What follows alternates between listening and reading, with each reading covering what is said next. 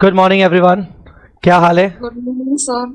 Good morning sir. Good morning. Morning sir. सबसे पहले sorry for being late.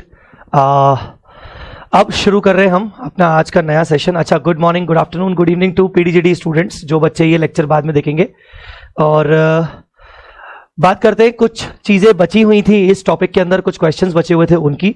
मैंने कुछ चीजें आपको पढ़ने को बोली थी, आप पढ़ के आए? Yes sir. Sir yes sir. अच्छा ठीक है, तो लाइन लाइन से चलते हैं, थोड़ा सा जल्दी जल्दी फास्ट करेंगे। अपने हाथ में अगर कुछ कैलकुलेटर या कुछ अगर जरूरत पड़े तो रखना। चलिए, कुछ ना आप ऑलरेडी पढ़ चुके हो नेटवर्थ क्राइटेरिया और रोड मैप वाली चीजें। जस्ट कुछ केसेस अभी बचे हुए हैं, तो वो अपन डिस्कस कर लेते हैं। आइए प्लीज इलस्ट्रेशन नंबर 1 पे। आज मेरा टारगेट है कि ये खत्म करना है और शेड्यूल 3 को शुरू करना है। आइए, following is the snapshot of audited balance sheet of company A as at 31st March 14. Company A's equity shares are listed on Bombay Stock Exchange. मतलब ये कंपनी लिस्टेड है, ये कंपनी लिस्टेड है भाई, ठीक है। और 31st मार्च 14 की बैलेंस शीट दे रहा है। क्यों दे रहा है? क्योंकि हमें नेटवर्थ 14 पे देखनी थी। अब क्या बोल रहा है भाई बैलेंस शीट में? ये सारी चीजें हैं। As per the road map which phase company A fall into, will your answer change if the company A is an unlisted company? चलो देखते हैं कंपनी A कौन से फेज में आ रही है। आपको नेटवर्थ चेक करना है। क्या इक्विटी कैपिटल आएगा नेटवर्थ में? Yes sir. Yes sir. Security premium आएगा क्या? Yes sir. ठीक है। जनरल रिजर्व आएगा क्या? Yes sir. रीवैल्यूएशन रिजर्व आएगा क्या? No sir. No sir. No, revaluation reserve नहीं आएगा। रीवैल्यूएशन रिजर्व नहीं आएगा सर, पक्का? Are you sure revolution reserve नहीं आएगा? Yes sir, sure. बिल्कुल। Profit and loss account yes sir, आएगा। आएगा। लायबिलिटी? नहीं नो सर। No sir. हम नेटवर्थ या तो असेट माइनस लायबिलिटी निकालते हैं, या तो equity capital plus reserve and surplus निकालते हैं, तो अपन वैसा वाला तरीका कर रहे हैं। अच्छा, फिक्स असेट नहीं, लायबिलिटी नहीं, इन्वेस्टमेंट नहीं, करंट नहीं। Last, miscellaneous expenditure not return of, ये आएगा क्या? यस सर, आएगा। आएगा लेस। आएगा, आएगा। चलिए तो करो, कितना आ रहा है? 505। 505 उसका 31st मार्च 14 में नेटवर्थ था। तो बताओ कंपनी ए कौन से फेज में आ रही है? फेज 1 की फेज 2? फेज 1 लिस्टेड कंपनी है, फेज 1 में आएगी। 500 से ज्यादा है। क्या आपका आंसर चेंज होगा अगर कंपनी अनलिस्टेड होती? No sir. क्या आपका आंसर चेंज होता? Because net worth is more than 500। Correct correct correct. तो नेटवर्थ तो 500 से ऊपर ही है ना। अब 500 से ऊपर तो वो कोई भी कंपनी हो, लिस्टेड हो चाहे अनलिस्टेड हो, लिस्टेड हो चाहे अनलिस्टेड हो, ठीक है। यस। ऑलराइट, चलिए इलस्ट्रेशन नंबर 1। 505 और फेज 1। इवन कंपनी अगर लिस्टेड होती तो भी फेज 1, सॉरी अनलिस्टेड होती तो, और लिस्टेड है तो भी फेज 1। चलिए illustration number 2। Let's say in illustration number 1 the balance of the profit and loss account is negative. P&L का बैलेंस नेगेटिव है 375। When Ind AS should be applicable to company A? Will your answer change if the company is an unlisted company? चलो बात करते हैं। P&L भैया negative है 375, वापस आओ। P&L नेगेटिव है, P&L ये वाला नेगेटिव है 375, करना तो कितना आ रहा है? 55। 55 करो। 55। यस। 55 तो क्या होगा भाई? एप्लीकेबल होगा क्या Ind AS? If listed company listed second phase में हो जाएगा। Very good. लिस्टेड एक भी फेज में नहीं होगा। अगर लिस्टेड है तो भी वो हो जाएगा, पर सेकंड फेज में होगा, क्योंकि 500 करोड़ से कम है, लिस्टेड है, तो भैया 250 करोड़ का फंडा नहीं देखना है, तो ये सेकंड फेज में आ जाएगी। पर अगर will your answer change if company A is an unlisted? Yes. Yes, unlisted होगी तो नहीं होगा। अनलिस्टेड यहां पर नहीं होगी क्योंकि 250 से कम है। तो यस, डेफिनेटली हमारा ये फेज 2 में आ गई कंपनी है लिस्टेड के केस में, और अनलिस्टेड के केस में आपकी नो फेज, मतलब no Ind AS, only AS. No Ind AS, only AS. एक सेकेंड रुकिए।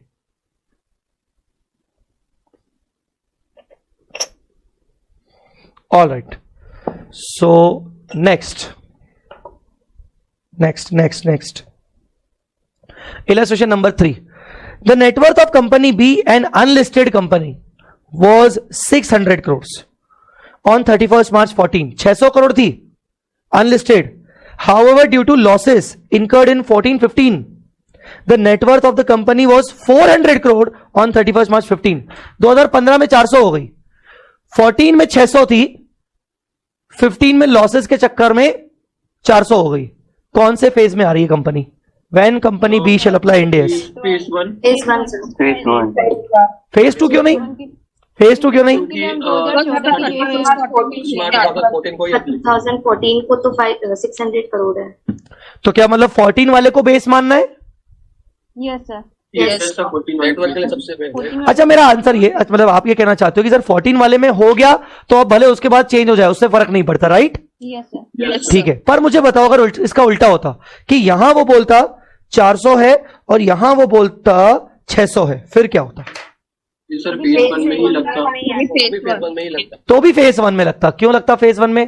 तो क्योंकि हमें 31 मार्च 2014 और उसके बाद की नेटवर्क देखनी है, लाइक 15-16 को देखनी है. करेक्ट. मतलब फेज 1 शुरू होता है 1 अप्रैल 2016. सो 1 अप्रैल 2016 से पहला कोई भी साल में अगर नेटवर्थ क्रॉस हो गई 500 या उससे ज्यादा, तो बस फेज 1 में आ जाएगा. सो यस, यहां पर आपकी कंपनी फेज 1 में रहेगी.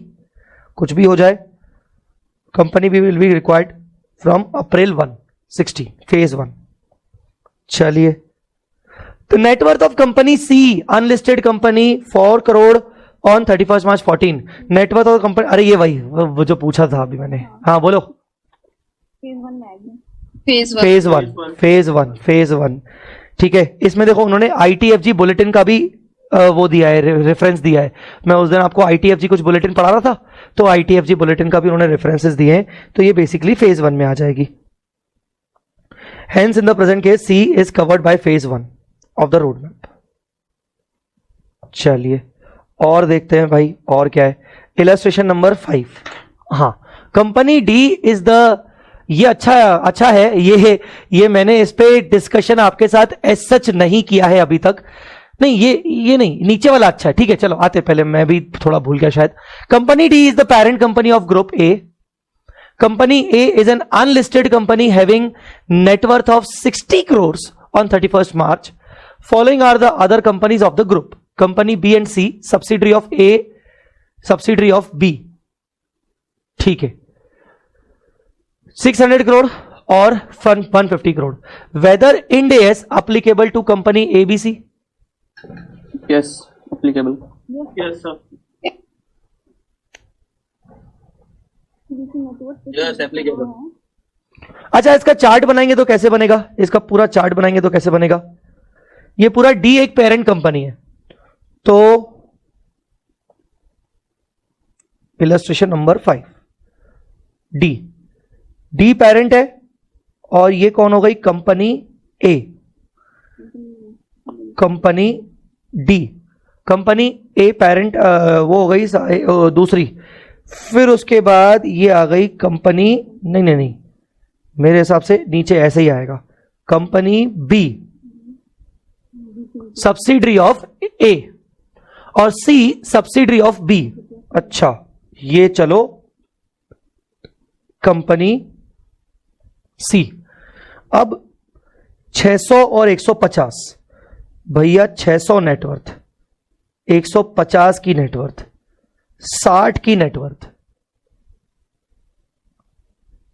कंपनी डी का तो बोला ही नहीं है. चलो बोलो क्या करोगे? ये सर होगा, तीनों पे अप्लाई नहीं होगा. फेज 1. मोनिका, आपकी आवाज नहीं आ रही बेटा. तो फेज 1 में तीनों को अप्लाई होगा. फेज 1 में तीनों को अप्लाई होगा. क्यों? हाँ, क्योंकि जो ये कंपनी बी की जो नेटवर्थ 600 करोड़ है, एंड जो है इसकी subsidiary, holding, associate company and joint venture सबको अप्लाई हो जाएगा फिर. अच्छा, तो आपका कहना है कि इसके ऊपर अप्लाई हो गया तो इसकी होल्डिंग हाँ. पे भी हो जाएगा, इसकी सब्सिडरी पे भी हो जाएगा. सब्सिडरी पे भी हो जाएगा. Yes sir. है ना? पक्का ना? Yes sir. तो अगर एक कंपनी को फॉलो हुआ है तो उसकी होल्डिंग और उसकी सब्सिडरी को हो जाएगा. Yes sir. तो इसका मतलब it will be applicable to ABC. Yes sir. बाकी बच्चे बात क्यों नहीं कर रहे? अरे बाकी बच्चे भी तो है ना. आप मतलब मोनिका सही बोल रही है कि नहीं? जल्दी बताओ बाकी सब लोग. सही बोल. सही है. क्या आएगा सबका? तो डी को क्यों अप्लाई? एक्चुअली वो डी का पूछ नहीं रहा है, डी का पूछ नहीं रहा है, ए बी सी का पूछ रहा है। हाँ सर बता दो फिर भी, सर डी का क्या होगा, सर बता दो फिर भी डी का क्या होगा। होगा सर अप्लाई डी को भी। इसका जवाब आपको इलस्ट्रेशन नंबर 6 में मिलेगा। मैंने इलस्ट्रेशन 6 छोड़ के रखा था और इलस्ट्रेशन 6 के जो प्रोविजंस हैं मैंने कुछ कुछ डिस्कस आपसे नहीं किए, ये सोच के कि यार आप अपना दिमाग चलाओ कैसे होगा। अभी अपन ना एक काम करते हैं, अभी अपन डी को पेंडिंग रखते हैं थोड़ी देर के लिए। बाकी तो सबको क्लियर है ना, एबीसी के ऊपर बेसिकली फेज 1 मतलब इंडेस आ जाएगा। यस सर, यस हाँ, फाइन। yes, sir. डी पे नहीं आया था ना, सॉरी डी पर अप्लाई नहीं होगा क्या? नहीं, मैंने बोल रहा ना कि इसका आंसर अपन वेट करते हैं। आपको क्या लगता है, चलो आप बताओ डी पर। होना चाहिए सर अप्लाई डी। नहीं होना होना चाहिए सर, नहीं होना चाहिए। होना चाहिए सर। जो लोग नहीं होना चाहिए मुझे उनसे जानना है क्यों।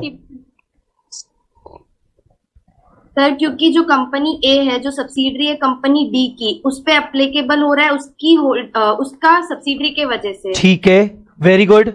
कंपनी डी पे सर कैसे एप्लीकेबल होगा, क्योंकि उसकी सब्सिडरी तो क्राइटेरिया मीट ही नहीं कर रही है, ना उसका एसोसिएट या कोई मीट कर रहा है। वाह, चलो ठीक है। सब्सिडी हाँ बोल ऋतिक बोल। सर सब्सिडी ग्रुप आप बताए थे ना, बस ग्रुप देखते हैं सब्सिडी का।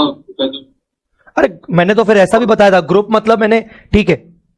और सर कंसोलिडेटेड बैलेंस शीट भी कैसे बनाएंगे, कंसोलिडेटेड फाइनेंशियल स्टेटमेंट डी के सारे तो ये भी क्वेश्चन सही बोला संदीप ने, बिल्कुल। सर एक बात बताओ, अगर ऐसा है तो फिर सर कंसोलिडेशन फिर इंडिया के हिसाब से कैसे होगा, ये बात भी सही है। चलो ठीक है, तो मैं सारे सवालों के जवाब इलस्ट्रेशन नंबर 6 में मिलेंगे। चलो देखते हैं।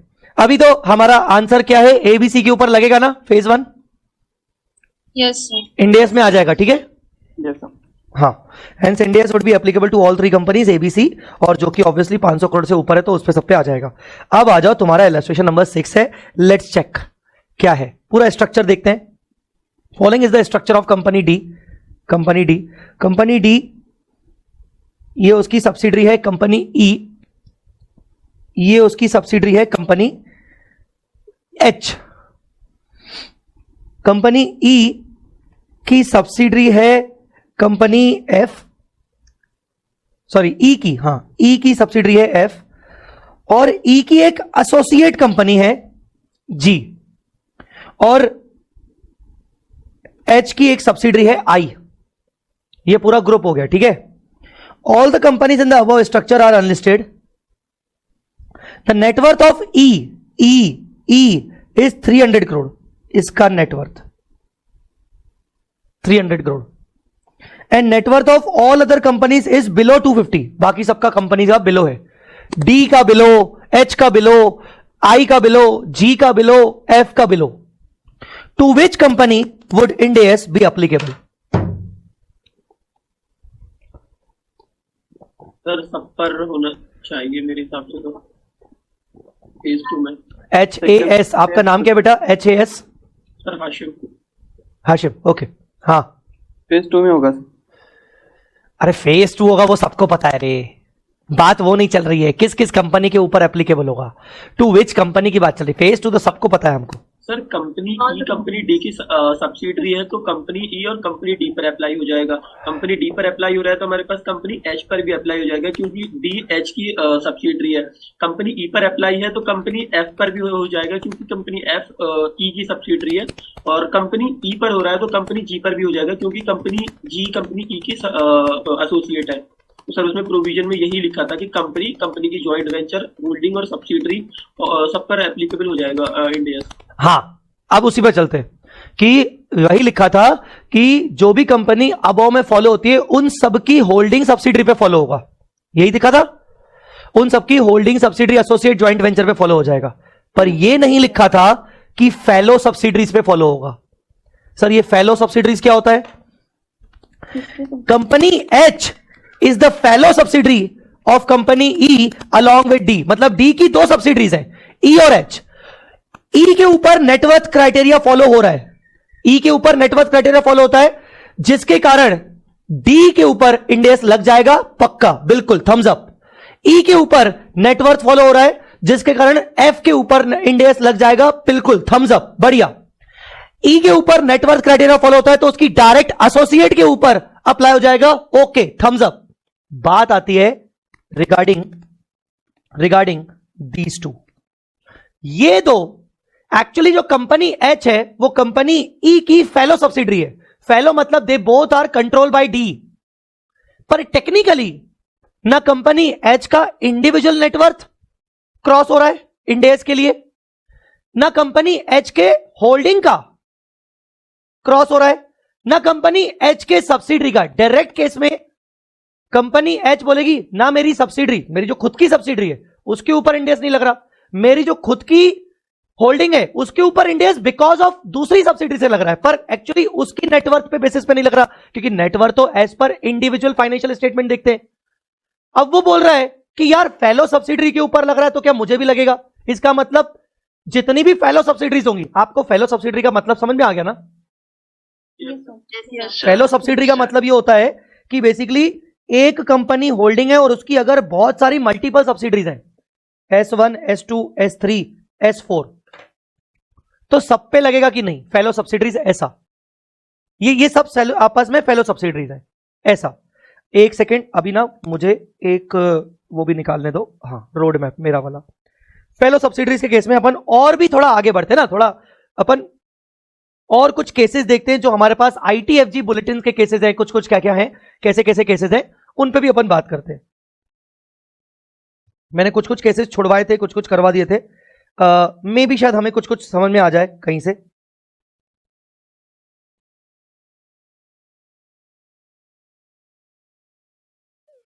पहले केस 1 मैं उस इलस्ट्रेशन नंबर 6 को फिलहाल पॉज कर रहा हूं। मैं ITFG बुलेटिन से हम कोशिश कर रहे हैं कि कुछ निकाल लें। चलो आ जाओ, पहले अपन कुछ इंपॉर्टेंट केसेस ITFG बुलेटिन के पढ़ लेते हैं। केस 1 आइए,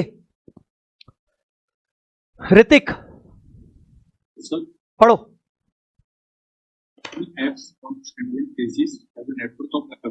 नहीं, मजा नहीं आ रहा, नेटवर्क खराब है। Standalone basis had a net worth of about 250 crore but below 500 crore in the financial year 13-14, मतलब 31 मार्च 14 का उसका बिलो 500 है बट अबाउट 250 है, as well as financial year 14-15 and is expected to exceed rupees 500 crore in the financial year 15-16। बोल रहा है भाई expected है कि 15-16 में 500 करोड़ एक्सीड हो जाएगा। 15-16 मतलब 31 मार्च 16 में एक्सीड हो जाएगा।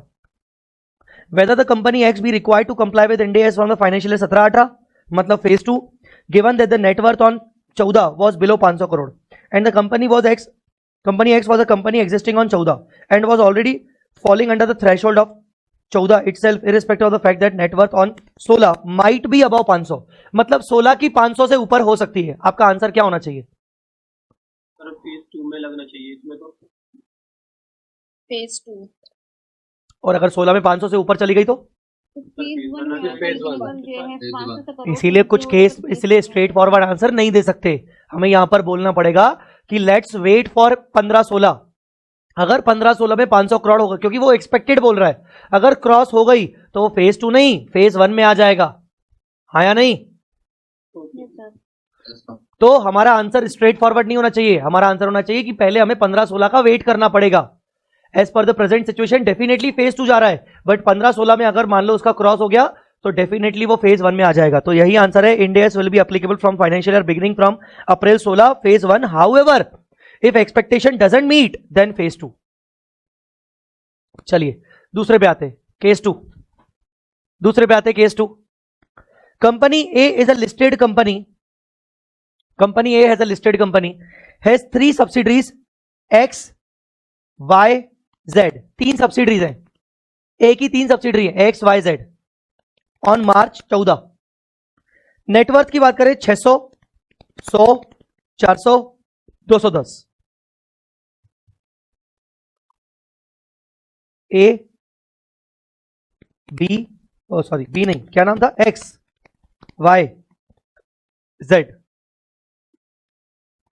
नेटवर्थ 600, 100, 400, 210, 100, 400, 210। क्या मैं XYZ को फेलो सब्सिडरीज मानूंगा? Yes sir. ठीक है, तो फेलो सब्सिडरी में सिर्फ अभी एक ही सब्सिडरी है जो फॉल हो रही है। हालांकि हालांकि अगर इसका 200 भी होता, क्योंकि होल्डिंग पे हो रहा है तो इन सभी सब्सिडरी पे वैसे भी हो जाएगा। पॉइंट पता है क्या है, आप इलस्ट्रेशन नंबर 6 को देखो, साला गड़बड़ ये है कि कंपनी डी की नेटवर्थ ना वो बिलो 250 है। आप बात समझ में आ रही कि नहीं? कंपनी डी की नेटवर्थ बिलो 250 है, अगर उसकी सलाह अगर अबाउट 250 होती ना तो डायरेक्ट एच के ऊपर लग जाता, फिर कोई तकलीफ नहीं होती। बात समझ में आ रही है आपकी? Yes sir. Yes sir. हाँ, तो चलो अब उसके आगे बढ़ते हैं।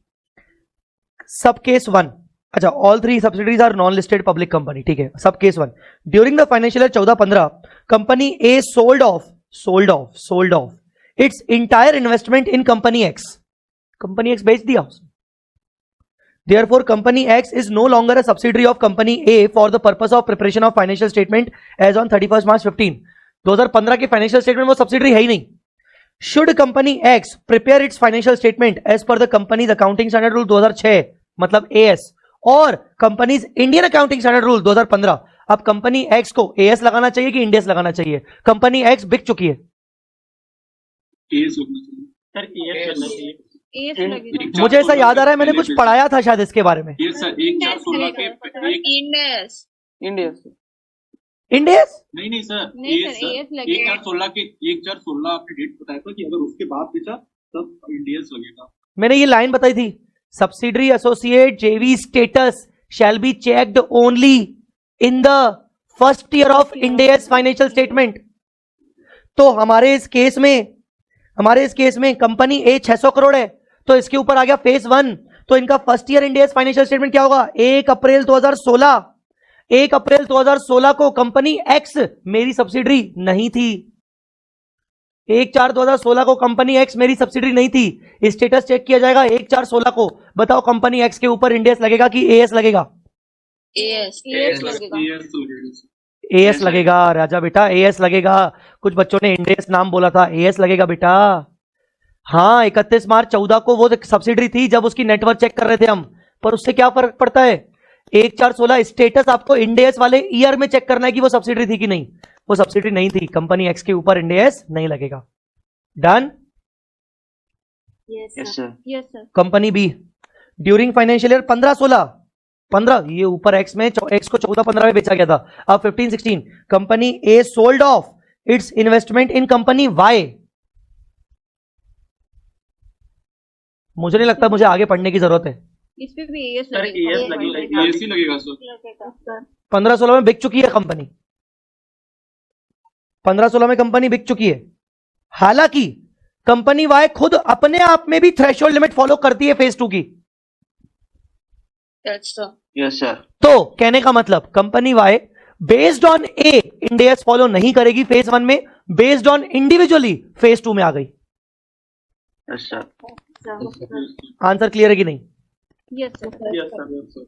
बेस्ड ऑन ए फेज 1 में नहीं आएगी क्योंकि as on April 2016 company Y was not the subsidiary, but based on individual net worth yes it falls into phase 2। तुम लोग जवाब टाइम पे नहीं देते हो यार। Yes sir. Yes sir. ठीक है, ऑल राइट। तो बाकी आगे का पढ़ने की जरूरत नहीं। तो मतलब कुल मिला के ये बेसिकली फेज 2 में आ गई कंपनी वाई। ठीक है, आगे ड्यूरिंग फाइनेंशियल ईयर 16-17 हमें स्टेटस चेक करना है। 1/4/16 company A sold off its investment in Z दिसंबर 16 में, दिसंबर 16 therefore company Z is no longer a subsidiary of C. Company A, sorry, for the purpose of preparation.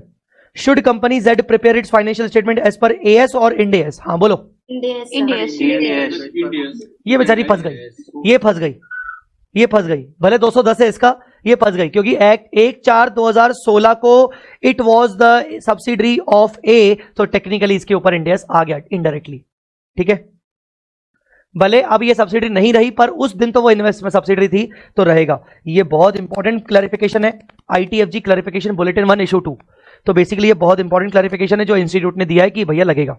ठीक है, हम अभी भी ना सर्च कर रहे हैं कि और क्लैरिफिकेशंस के अकॉर्डिंग क्या क्या हो सकता है। चलो केस 4 पे आओ। ITFG clarification bulletin 12 issue 6 ABC and company incorporated in US, US में इनकॉर्पोरेट हुई है, with the limited liability has establish a branch office in India, branch office with the permission of RBI to provide consultancy service in India.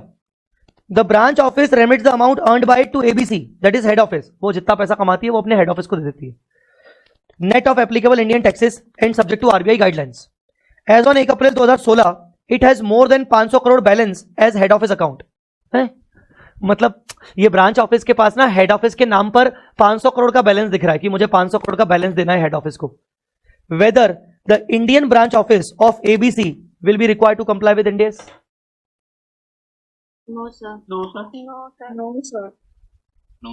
यहां कहीं पे भी ना उन्होंने limited word use नहीं किया है, प्राइवेट लिमिटेड, लिमिटेड, उन्होंने वर्ड यूज नहीं किया है, बस ब्रांच ऑफिस बोल रहे हैं.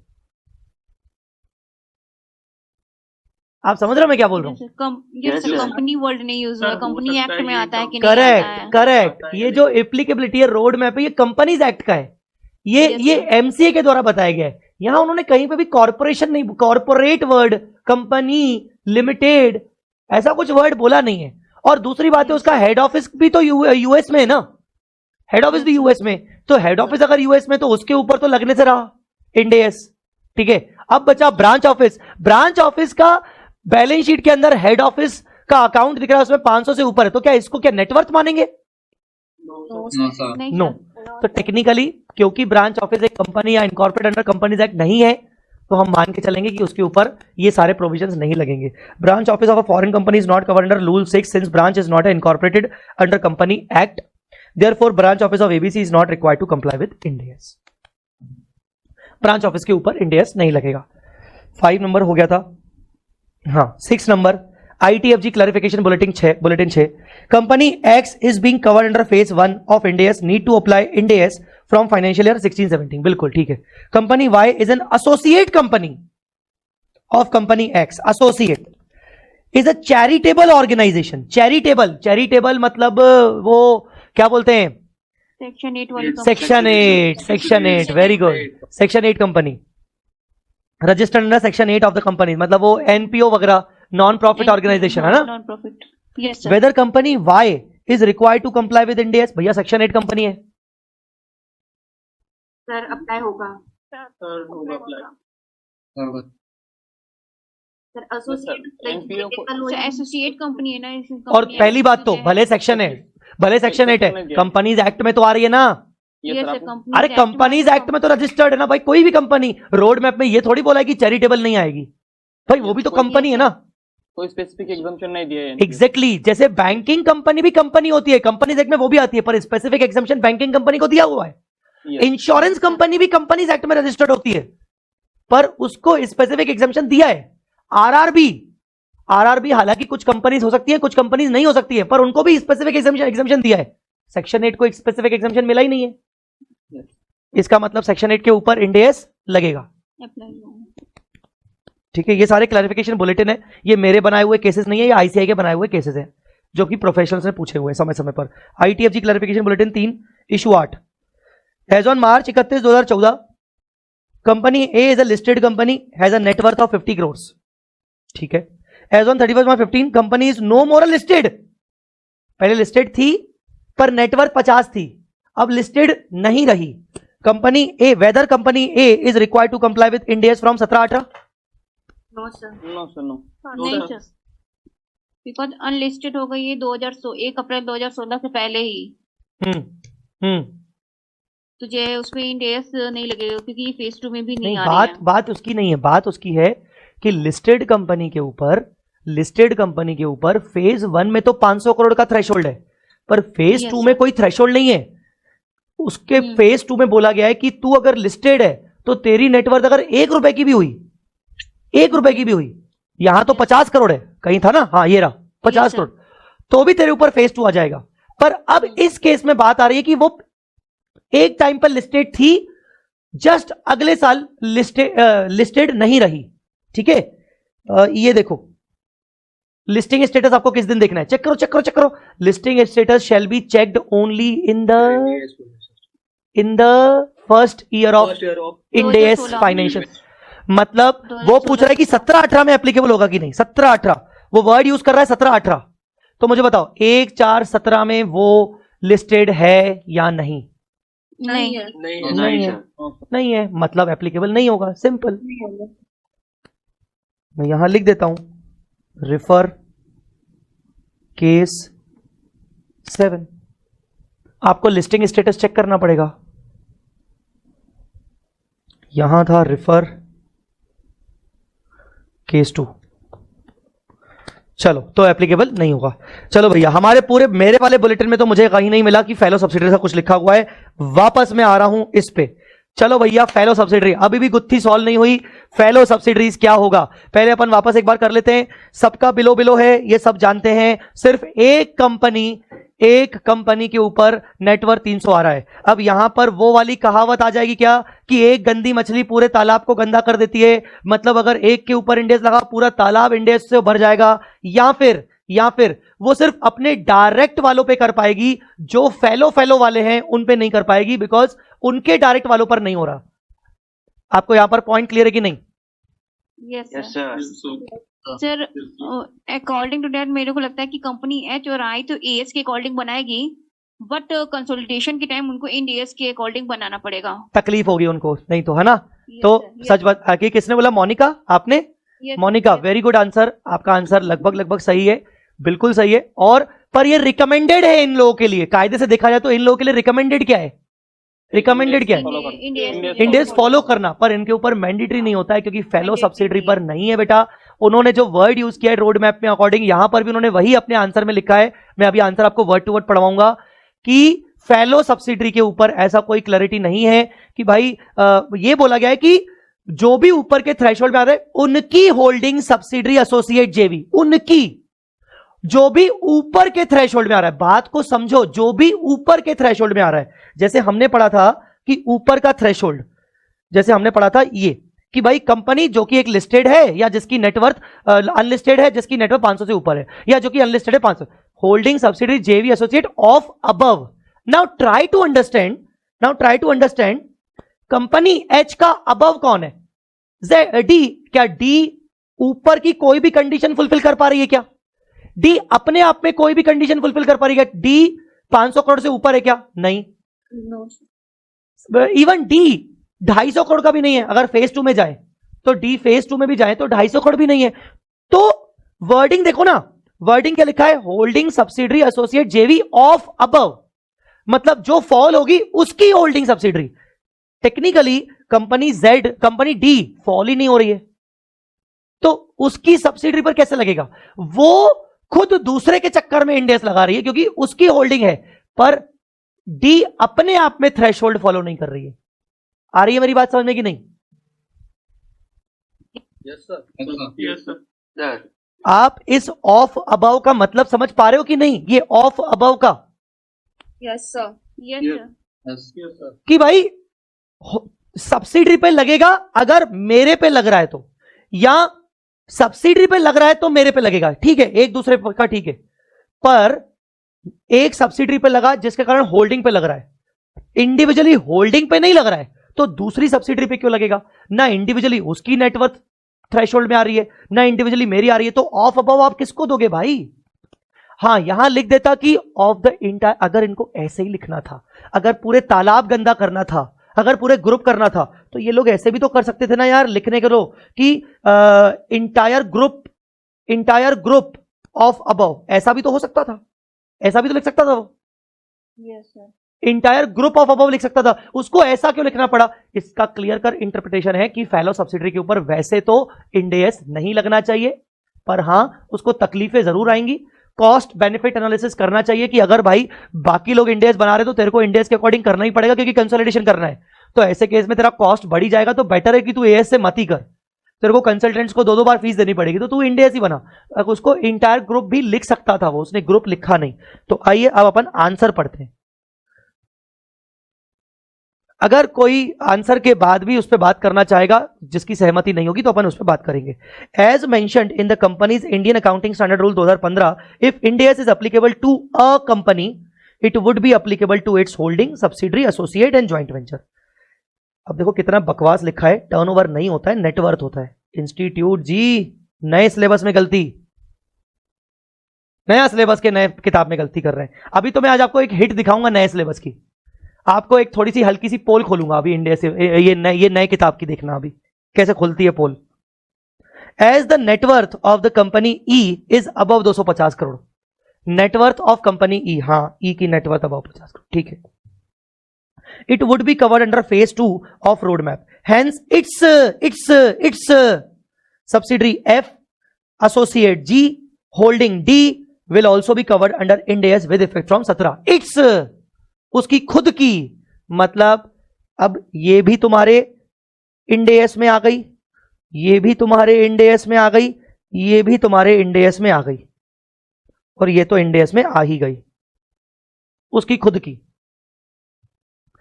आगे, with respect to other companies of the group word अब आ गया ना। Following guidance is given in ITFG clarification bulletin 15 issue 10, जो मैंने अपने नोट्स में कवर नहीं किया है।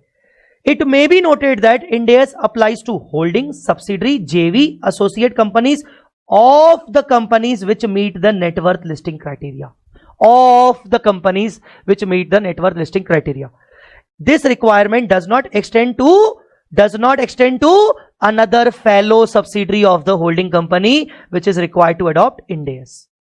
मतलब डायरेक्ट लिखा गया है कि भाई जिसके ऊपर थ्रेशोल्ड है उसका सब्सिडरी, उसका होल्डिंग, उसका एसोसिएट, उसका JV, पर फेलो का क्या, फेलो के ऊपर रिक्वायरमेंट नहीं है। Because of its holding company relationship with the subsidiary meeting the net worth listing criteria, holding company will be required to prepare a separate and consolidated financial statement mandatorily under Ind AS if one of its subsidiary meets the specified criteria. Therefore such subsidiaries may be required by the holding company to furnish. देखो अब वो वही बोल रहा है कि क्योंकि holding company को तो Ind AS बनाना ही पड़ेगा, चाहे स्टैंड अलोन हो चाहे कंसोलिडेशन हो, तो वो जो फेलो सब्सिडरी बच गई, मतलब हमारे केस में H और I, फिलहाल H की बात करें तो हमारे केस में जब H बच गई तो बेसिकली होल्डिंग कंपनी उसको बोलेगी भाई तू भी इंड एस बना ले यार। तो वो वही बोल रहा है कि holding company will be required to prepare separate and consolidated financial statement mandatory if one of its subsidiary meet the criteria. Such subsidiaries may be required by holding to furnish financial statement as per Ind AS for the purpose of holdings companies consolidated financial statement. Such fellow subsidiary may however voluntary opt to prepare their financial statement as per Ind AS. तो वो voluntary जा सकते हैं। अब इसमें मैं आपको अपना भी एक करेक्शन दूंगा। उस दिन एक बच्चे ने भी मुझसे सवाल पूछा था, जाते जाते कुछ बच्चे जा चुके थे लास्ट क्लास में, कि सर क्या कोई कंपनी किसी भी थ्रेशोल्ड में नहीं आ रही है, फेज 1 में भी नहीं आ रही है, फेज 2 में भी नहीं आ रही है? कोई बच्चा था इनमें से अभी अगर अवेलेबल है तो प्लीज सामने आ जाओ। नीरज, हाँ, कि सर कोई कंपनी ना फेज 1 के थ्रेशोल्ड में आ रही है ना फेज 2 में आ रही है, पर वो एक कंपनी है, वो एक अनलिस्टेड कंपनी है जिसकी नेटवर्थ 250 करोड़ से नीचे है, तो सर क्या वॉलंटरी वो अडॉप्ट कर सकती है? शायद मैंने बताते बताते ये बोल दिया था कि नहीं कर सकती, पर यस वो अवेलेबल है, वो भी ITFG क्लैरिफिकेशन में है कि वो अप्लाई कर सकती है, वो वॉलंटरी जा सकती है। इसीलिए यहां पर भी वर्ड लिया गया है वॉलंटरी। तो यहां पर ultimately moral of the story क्या है कि टेक्निकली रोड मैप के अकॉर्डिंग तो H और I के ऊपर नहीं आ रहा है, पर क्योंकि कंपनी D को कंसोलिडेशन करने के पर्पज से H की वो करनी पड़ेगी, H की बैलेंस शीट मांगनी पड़ेगी एज पर Ind AS। और H की कौन सी बैलेंस शीट मांगनी पड़ेगी? H की कंसोलिडेटेड बैलेंस शीट मांगनी पड़ेगी Ind AS के हिसाब से, क्योंकि H की खुद एक सब्सिडरी है। H को भी कंसोलिडेशन बनाना पड़ेगा, भले वो AS के अकॉर्डिंग बनाए। तो कंपनी D उसको बोलेगी भाई तू अपनी कंसोलिडेटेड फाइनेंशियल स्टेटमेंट दे, जैसे वो देखेगी AS की है, नहीं नहीं मेरे को Ind AS की चाहिए भाई, तो H बोलेगा यार इससे बेहतर था कि मैं Ind AS ही कर लेता। तो H technically Ind AS follow voluntary कर सकता है। अब जब H वॉलंटरी करेगा तो वो अपनी सब्सिडरी I को भी रिक्वायर करेगा कि भाई तू भी Ind AS से बना ले यार, क्योंकि मैं अब Ind AS बना रहा हूं बिकॉज ऑफ D, क्योंकि मुझे उसको फाइनेंशियल स्टेटमेंट Ind AS के हिसाब से देने हैं, और तुझे भी Ind AS के हिसाब से करना पड़ेगा क्योंकि मुझे Ind AS के हिसाब से बनाने हैं। तो अल्टीमेटली कहीं ना कहीं H और I वॉलंटरी ऑप्ट करना चाहते हैं तो कर सकते हैं, और उनको करना चाहिए क्योंकि D के ऊपर इनडायरेक्टली लग गया है। Hence the other companies of the group H and I would not be covered under Ind AS. However, as mentioned in ITFG, company H and I would be required to prepare its financial statement under Ind AS so as to facilitate D for the preparation of its consolidated financial statement. Hence, through statutorily, company H and I may continue to prepare its financial statement under AS, but it will also have to converge to Ind AS. Moreover, they may also opt to voluntarily adopt Ind AS and prepare the statutory accounts as per Ind AS 2। तो ultimately answer उनका यही है कि भाई वैसे तो road map के according as है, पर टेक्निकली देखा जाए तो उनको भी झक मार के इंड एस में उतरना पड़ेगा। समझ में आ गया? Yes sir. Yes, sir. इस क्वेश्चन को थोड़ा सा स्टार लगा लेना, 3 स्टार लगा लेना।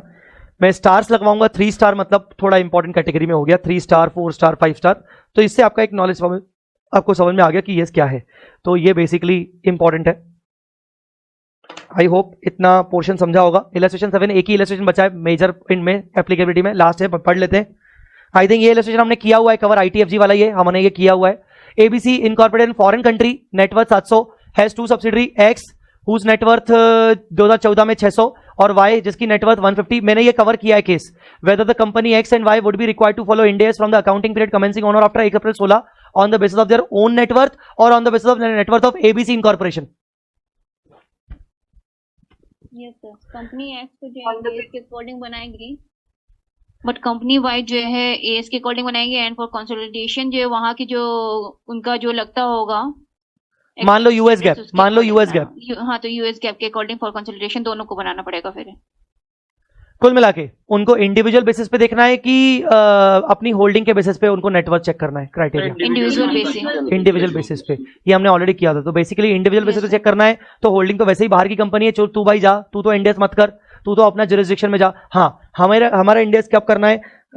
600 वाले को इंडेस करना पड़ेगा। 600 वाला कौन है? Company x. और जो दूसरा है कौन सा बोलते हैं? देखो कंपनी वाई, कंपनी वाई वो 150 है। अब आप देखो यहां पर भी कहीं ना कंपनी वाई जो है यहां पर ये कंपनी वाई भी आपका एस लगाएगी। देखो वही पूरी मछली तालाब को गंदा नहीं करती, ये वही कहीं ना कहीं इससे भी आपको समझना चाहिए, क्योंकि यहां पर भी तो बेटा वही हो रहा है ना कि एक होल्डिंग है, भले वो फॉरेन है, उसकी 2 सब्सिडरीज हैं, ए और बी। ए के ऊपर इंड एस लग रहा है, तो क्या फेलो सब्सिडरी के ऊपर भी इंड एस लगेगा क्या?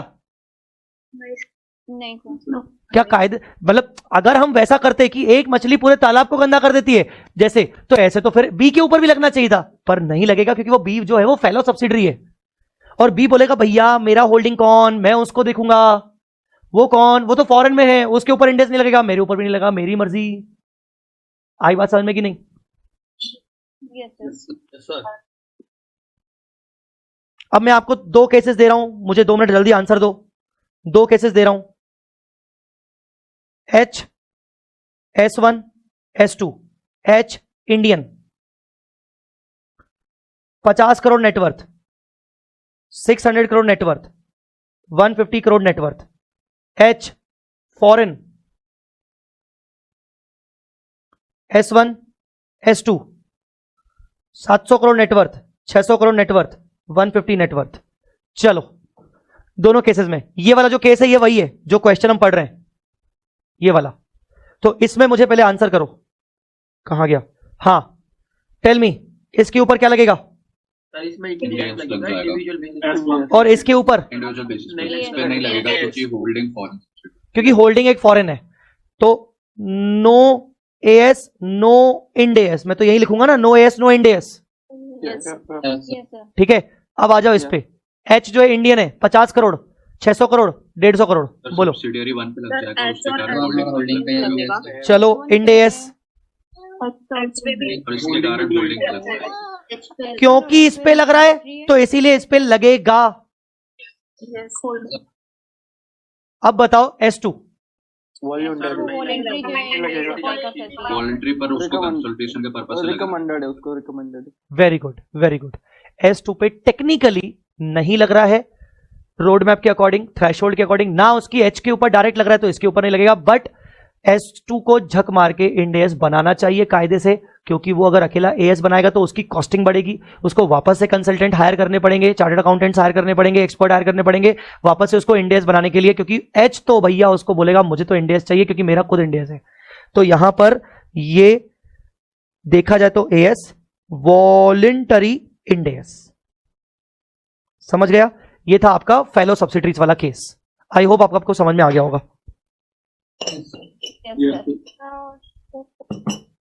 किसी को कोई डाउट? सर नो हाँ हाँ हाँ बोलो, कौन है? सर तो अपना ऐसा बोल सकते कि सब्सिडियरी पे भी इंडेस नहीं लगेगा, ऐसा बोल रहे हो क्या? होल्डिंग पे लग रहा है ऐसा बोल रहे हो क्या? तो सब। हाँ, हाँ अभी बोलो क्या बोल रहे हो? पे नहीं लगेगा होल्डिंग का। अगर मुझे criteria मुझे मुझे 14 फिगर्स दो, मुझे आप फिगर्स दो पहले। हाँ हाँ, होल्डिंग का अगर 250 से ऊपर है 250 से ऊपर है हाँ, तो सब्सिडियरी पे तो लगेगा S1 पे, हाँ S2 पे नहीं लगेगा, हाँ बिल्कुल, पर उसको वॉलंटरी करना पड़ेगा। करना पड़ेगा। यस, ओके, S2 पे AS लगना चाहिए कायदे से, पर वॉलंटरी इंडेस, समझे इसको? यस, इंडेस। और आप बोल रहे हो कि सर S1 जो है वो 50 करोड़ है, राइट? हाँ हाँ S1 50 करोड़ है, तो S2 पे कायदे से क्या लगेगा? AS, पर वॉलंटरी क्या लगेगा? इंडेस। ओके। तो सर फिर इसके अकॉर्डिंग अपने रजिस्ट्रेशन 5 में जो डी थी पेरेंट कंपनी, उस पे भी नहीं लगेगा? हाँ अब ये रह गया। यस, अब बताओ डी, अब बताओ डी, डी का हमने क्या डिस्कस किया था भाई? डी का कुछ डिस्कस किया था क्या? ये वाले डी नहीं लगेगा सर नहीं लगना चाहिए। नहीं लगेगा फिर ना? फाइनली डी का आंसर। डी का नेटवर्क तो दिया नहीं है, नेटवर्क अगर ऊपर है डी का कोई नेटवर्क उन्होंने दिया नहीं है, पर ठीक है बात कर लेते हैं। कंपनी बी के इमीडिएट पेरेंट पे लग रहा है, इमीडिएट होल्डिंग पे लग रहा है, पर इमीडिएट होल्डिंग ए है और ए का खुद के थ्रेशोल्ड फॉलो नहीं हो रहा है, तो उसके ऊपर डी का तो लगना नहीं चाहिए कायदे से, समझा क्या? हाँ सर, अगर पर individually रहा पर तो वो पर अलग पर केस पर अब यहां पर बिकॉज कंपनी बी पे लग रहा है, तो कंपनी ए को तो लगाना ही पड़ेगा कंसोलिडेशन पर्पस के लिए, हाँ और बिकॉज कंपनी ए इंडेस लगा रही है, तो जब वो अपने फाइनेंशियल स्टेटमेंट डी को सबमिट करेगी, डी भी तो कंसोलिडेशन करेगा। तो डी से उसका AS according to the consolidation कर सकते हैं, क्योंकि वो पेरेंट कंपनी अपने अकॉर्डिंग मांगेगी फाइनेंशियल। नहीं बॉस, आप समझो कि ए बोलेगा डी को, यार आप पागल हो गए हो क्या मेरे से? आप दो दो एएस इंडेस बनवा रहे हो, मतलब यार सीधी बात है यार, कोई भी कंपनी एक ही फाइनेंशियल स्टेटमेंट बना के देगी किसी को। अब कंपनी ए बोल रही है भाई देख मुझे तो इंडेस लगाना पड़ेगा बिकॉज ऑफ बी। अब कंपनी ए जब अपने इंडेस फाइनेंशियल स्टेटमेंट किसको सबमिट करेगी? डी को। और डी को अगर कंसोलिडेशन करना है तो, वैसे तो ना कंसोलिडेशन इंडेस 110 लगता है, और 110 ने कंसोलिडेशन करने के लिए कुछ एक्सेप्शन बताएं कि भैया कंपनी चाहे तो कंसोलिडेशन नहीं भी कर सकती है, कुछ एक्सेप्शन है। अगर डी उस एक्सेप्शन में फॉलो होता है कि D is not required to consolidate, तो डी बोलेगा बढ़िया हो गया, मैं तो एएस लगाऊंगा, मुझे तो कंसोलिडेशन करना ही नहीं है, मुझे तो कंसोलिडेशन करना ही नहीं है, मैं तो एएस लगाऊंगा। समझा गया? Yes, sir. तो if D is exempt from consolidation, the answer should be, अगर चाहो लिखना चाहो तो बहुत इंपॉर्टेंट है, मैं लिखवाऊंगा, if D is exempt from preparing consolidated financial statement as per Ind AS 110, Ind AS 110, then D will continue to apply AS only. But if D is mandatorily required to prepare consolidated financial statement, because D is the ultimate parent actually, so if D is preparing CFS, D has to voluntarily adopt Ind AS only because its subsidiary has already adopted Ind AS. वो अपनी subsidiary को ये नहीं कह सकता कि तो मुझे AS वाला अलग से दे दे, नहीं भाई, उसको Ind AS लगाना पड़ेगा। तो क्या क्या आंसर क्या लिखे? जल्दी बोलो, जल्दी बोलो आंसर क्या लिखे? डी को भी जो इंडियस वॉलंटरी जो है अप्लाई करना पड़ेगा। क्वेश्चन है, India's 1110 requires, then it will not be required to consolidate, so it will not apply India's. But otherwise, if India's 110 requires, then voluntarily it has to opt for India's. ठीक है। So what about D? इसमें अपन बोलेंगे if D is exempt to prepare consolidated financial statement as per Ind AS 110, then D may continue with AS only.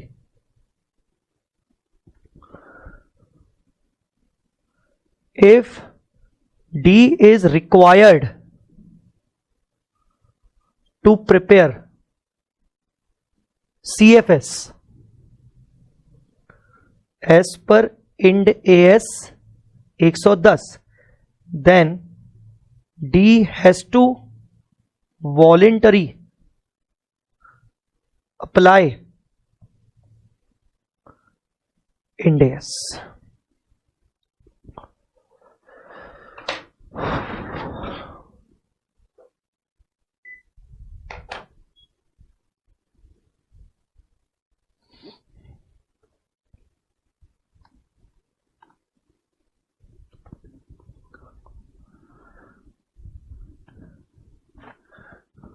कुछ बच्चों का नाम मुझे ज्यादा ध्यान में नहीं दिया मैंने पिछले 3-4 क्लास से, जिनमें से मैं नाम लेना चाहूंगा. केतन करके मेरे को नया बच्चा दिख रहा है शायद. जिन बच्चों का मैं नाम लूंगा वो मुझे अपना स्टेटस बताइएगा कि आप पहले दिन से लाइव हैं कि नहीं. तो सर मैं फर्स्ट डे को ज्वाइन किया था बट सेकंड और थर्ड डे नहीं कर पाया था. ओके, बस ठीक है. बस दूसरा तृप्ति करके मुझे नया नाम दिख रहा है. तृप्ति, इज इट तृप्ति दुबे? हाँ सर. हाँ भोपाल. हाँ. हाँ, आपके पापा से बात हुई थी. Right. So your it's your first live session ना बेटा? हाँ sir. Okay. Vedika Sharma. Yes sir, day 1. Okay. और संजना तो दिखते हैं, संदीप दिखते हैं, रोशनी, रश्मि भी. रश्मि याद है, रोशनी मुझे याद नहीं आ रहा नाम. रश्मि. हाँ, I was there in all the classes, all the live classes. अच्छा. देन प्रतिभा.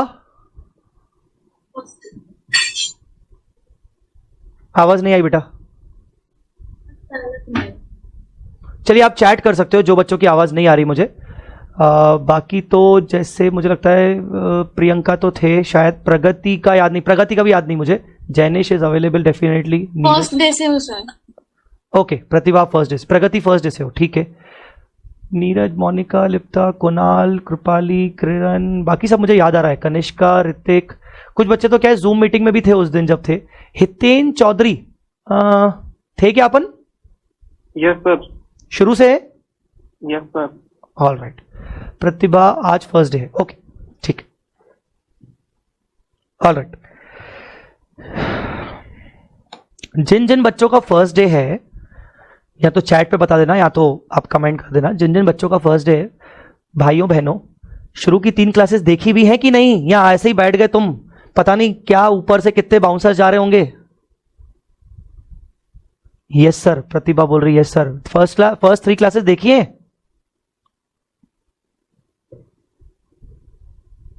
अरे जवाब तो दो बाकी बच्चों. कोई जवाब नहीं दे रहा. हम नहीं देंगे सर आपको जवाब. Excuse me sir. हाँ Sir, I have a doubt in question, illustration number 6. Sir, illustration number 6. हाँ. सर illustration number 6 में कंपनी डी को इंडेक्स फॉलो करना पड़ रहा है जस्ट बिकॉज ऑफ सब्सिडरी. तो सर कंपनी डी की अगर कोई डायरेक्ट एसोसिएट है तो सर उसके लिए भी वॉलंटरी जाएगा रेस्पेक्ट अगर उसकी नेटवर्क मीट ना हो रही हो तो? Correct. And sir illustration number 5 में आपने बोला था कंपनी डी जो है अगर उसको कंसोलिडेशन करना पड़ रहा है तो उसको फॉलो करना पड़ सकता है India. But sir company D की अदर सब्सिडीज भी होंगी और अदर एसोसिएट्स भी होंगी. मान लीजिए उन पर इंडियस नहीं लग रहा तो कहीं ना कहीं उनको भी वॉलंटरी जाना पड़ सकता है इंडियस के लिए. बिकॉज ऑफ कंसोलिडेशन जाना पड़ेगा बेटा. वही जैसा हमने बोला कि वैसे तो एक पूरा तालाब गंदा नहीं होगा पर अल्टीमेटली अगर एक फॉलो कर रहा है, मतलब बेसिकली अल्टीमेट पेरेंट, मैं इसको मैं शॉर्ट में बोल दूं एक लाइन में, अगर अल्टीमेट पेरेंट डी, चाहे ये वाला इलस्ट्रेशन हो चाहे ये वाला इलस्ट्रेशन हो, अगर अल्टीमेट पेरेंट इंडेस फॉलो कर रहा है, भले बिकॉज ऑफ बाकियों के चक्कर में, पूरे ग्रुप को इंडेस फॉलो करना पड़ेगा वॉलेंट्री. ये लाइन लिख लीजिएगा. अगर अल्टीमेट पेरेंट इंडेस फॉलो कर रहा है, चाहे because of its own threshold criteria, own listing criteria, चाहे बिकॉज ऑफ सब्सिडरीज थ्रेशोल्ड और listing criteria, other fellow subsidiaries, other associate of that parent, other JVs of that parent, or in short, entire group has to prepare Ind AS voluntary. Simple. Sir voluntary बोलना भी अच्छा नहीं लग रहा आपको, मतलब मजबूरी हो गई बेचारों की। हाँ मजबूरी हो गई बेचारों की। पर मैं आपको प्रैक्टिकल केस बताऊं, वो क्यों ही मतलब अब हर कोई अड़ीबाजी में लगेगा। वो बोलेंगे ठीक है ना यार, जब कर रहे तो फिर सभी लोग एक ही साथ करो। क्योंकि फाइनेंशियल स्टेटमेंट जब बेटा, मैंने तो एक ऐसा केस देखा था, मुंबई की एक कंपनी है, बेसिकली क्या है उनकी ना, कम से कम मतलब फेलो सब्सिडरी की सब्सिडरीज, चेन होल्डिंग बहुत सारा था। कम से कम दे हैव 21 से 22 सब्सिडरीज थी उनकी, 21 से 22 सब्सिडरीज। तो बेसिकली हमने उनकी 21-22 पूरी फेलो सब्सिडरीज को मिलाकर हमने इंड एस फॉलो करवाया था। और टेक्निकली देखा जाए तो नेटवर्थ क्राइटेरिया में पेरेंट भी नहीं आ रहा था, सिर्फ 2 सब्सिडरीज आ रही थी जिनसे उनका मेन बिजनेस होता है। तो भी उनको 21 पूरी से 21 सब्सिडरीज और 21 सब्सिडरी इंक्लूडिंग होल्डिंग के ऊपर हमने फॉलो करवाया था। क्योंकि अल्टीमेटली जब टेबल पे बैठते ना फाइनेंशियल स्टेटमेंट बनाने, तो डायरेक्टर बोलता है अरे पागल हो गए क्या यार, कभी एएस देखेंगे कभी इंडेस, लगाओ इंडेस सब पे। तो सीधी बात है यार, क्यों अपन फालतू अपन अलग अलग वो करें कॉस्ट बेनिफिट कॉस्टिंग खर्चे, तो सब पे ऊपर इंडेस ही लगता है फिर रियली में। मैंने कुछ पढ़ने को बोला था लास्ट सेशन में। यस मैंने कुछ मुझे दिखा, मैंने कुछ पढ़ के आने को बोला था। ये भी एनबीएफसी की सब्सिडरी पेरेंट वाली बात चल रही है, कुछ इस पे मैंने पढ़ के आने को बोला था। पढ़ के आए क्या तुम लोग? Yes sir. तो मेरे को बताओ, कोई अच्छे से एक्सप्लेन करेगा जिसका नेटवर्क अच्छा होगा, तो मेरे को बताओ। ये शायद ऐसा कुछ पूछ रहा है कि एक एनबीएफसी है जो कि एक होल्डिंग कंपनी है और उसकी एक सब्सिडरी कंपनी है जो कि एक नॉन फाइनेंस कंपनी है। शायद ये एक केस 1 है और केस 2 अलग है कि एक होल्डिंग कंपनी है जो कि एक नॉन फाइनेंस कंपनी है। नॉन फाइनेंस समझते हो? नॉन फाइनेंस कंपनी मतलब यस सर। Yes sir. क्या नॉन फाइनेंस क्या? तो बैंकिंग ना है, मतलब वो बैंकिंग बिजनेस से बाहर है, किसी भी तरीके से बैंकिंग बिजनेस से बाहर है। तो सब्सिडरी कंपनी जो है वो एनबीएफसी है। शायद ऐसा ही कुछ केसेस पढ़ के आए हो तुम लोग? Yes sir. यस। हाँ, तो अब मुझे बताओ कि तुम लोग पढ़ के क्या आए हो, कि बेसिकली क्या समझ के आए हो। कौन बताएगा? जिसका नेटवर्क अच्छा हो वही आएगा आगे, जिसका नेटवर्क खराब होगा मैं उसको रोक दूंगा यार। कौन बताना चाहेगा? मैं केस 1 का बताऊं? बताइए नीरज, चलो बताइए।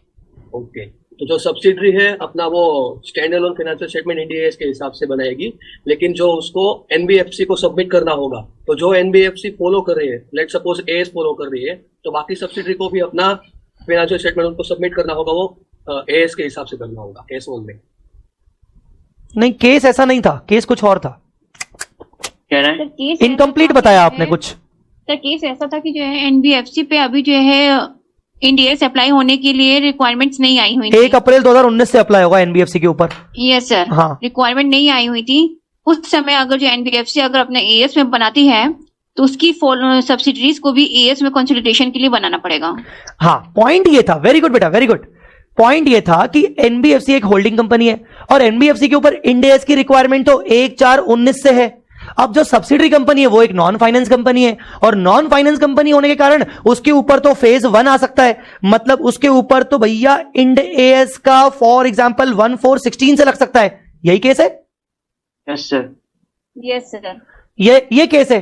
तो ऐसे केस में क्या एनबीएफसी को भी क्या 1/4/16 से फॉलो करना पड़ेगा क्या Ind AS? No sir. No sir. Case समझ गए सब लोग? Yes sir. तो अब बताओ क्या करना चाहिए। बेसिकली सब्सिडरी इंड एएस 1/4/16 से आ रही है और एनबीएफसी 1/4/19 से आ रही है। तो क्या सब्सिडरी अपने पेरेंट को मैंडेटरी बोल सकती है क्या कि नहीं नहीं तेरे को भी कंसोलिडेशन बनाना पड़ेगा, या एनपीएफसी उसको बोलेगा रुक जा भाई मैं तो 1/4/19 से ही बनाऊंगा, हाँ तेरे को तुझे बल्कि उल्टा मुझे एएस वाले फाइनेंशियल स्टेटमेंट देने पड़ेंगे? बोलो। Yes sir. एनबीएफसी तो एएस में बनाएगी, वो कंसोलिडेशन के लिए वो सब्सिडरी से भी एएस में ही मांगेगी, क्योंकि उनके ऊपर अभी कोई ऐसी रिक्वायरमेंट्स नहीं आई कि उनको इंडियस में बनाना है। मतलब मुसीबत किसके ऊपर आ गई?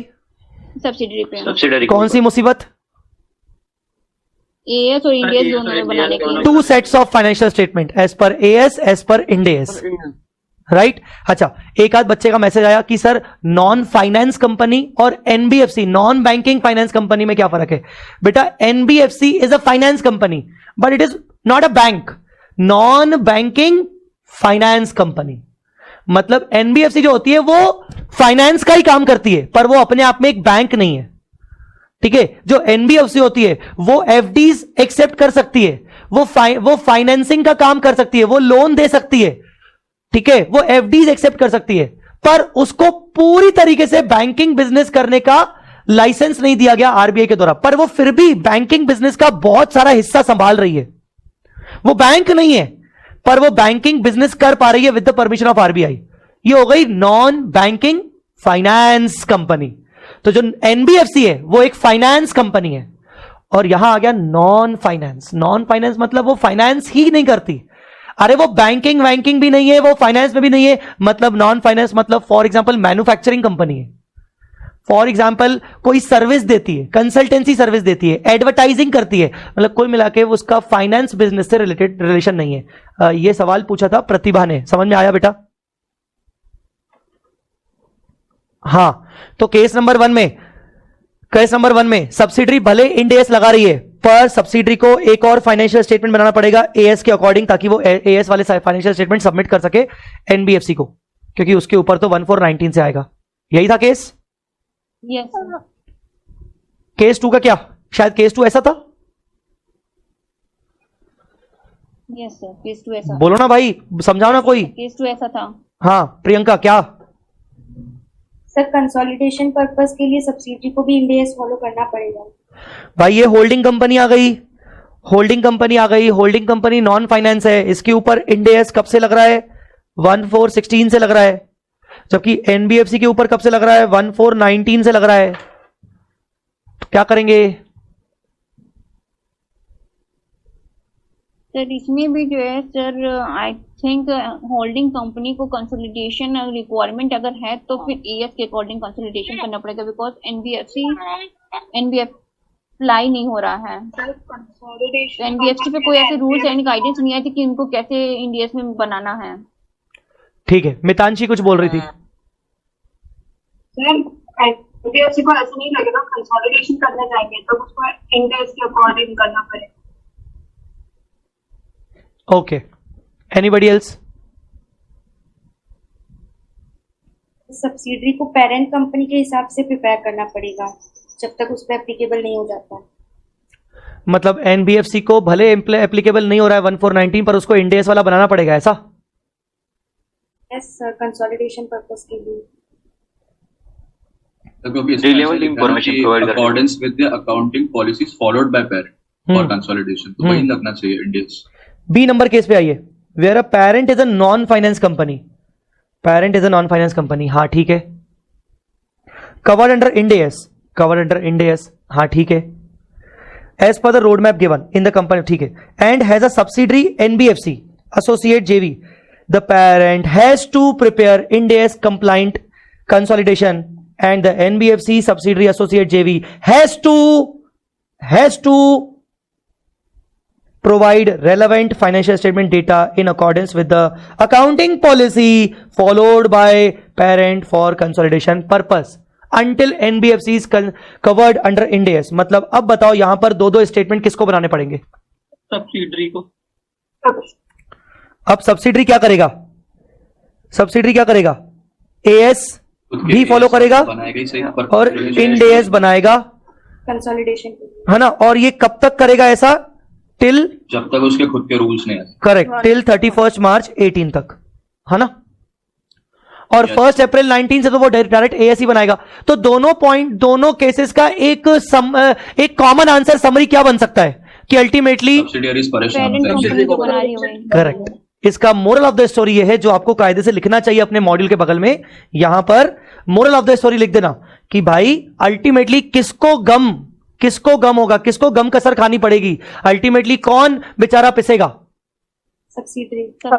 सब्सिडरी को ही ultimately AS Ind AS financial statement फिलहाल बनाने पड़ेंगे। सर यहाँ पे एनबीएफसी बस इंड एएस फॉलो नहीं कर सकते, बस हाँ, NBFC आप ये बोल रहे हो सर एनबीएफसी को जब इंडेस बाद में करना ही तो सर पहले नहीं कर सकती? वॉलंटरी एप्लीकेशन इंडेस का एनबीएफसी के लिए नहीं है, एक्चुअली नहीं है, मैंने पढ़ाया था।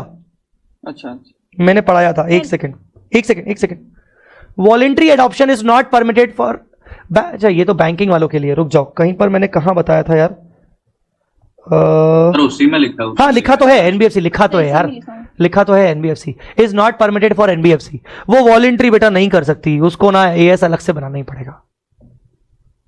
नेक्स्ट सर एक क्वेश्चन है, जैसे आप कह रहे कंसोलिडेशन के लिए इंडियस एनबीएफसी को बनाना पड़ेगा, लेकिन जब उसके रूल्स रेगुलेशन नहीं बनाए, प्रोविजंस के कुछ रूल्स नहीं आए कि किस अकॉर्डिंग प्रोविजन लगाने इंडियस के अकॉर्डिंग, तो फिर वो इंडियस में कैसे प्रिपेयर की होगी? नहीं, रूल रेगुलेशन का मतलब क्या होता है? सारे इंडियस जब तुम्हें मैं पढ़ाना शुरू करूंगा 35 के 35 इंडियस, हर एक इंडियस जब वो एनबीएफसी अपने हिसाब से लगाएगी तो उसके बिजनेस ट्रांजेक्शन पे कोई ना कोई इंडियस तो लगे रहा होगा ना। ऐसा थोड़ी है कि भाई एनबीएफसी के लिए दूसरे टाइप के इंडियस बनाए गए और लोगों के लिए अलग बनाए गए।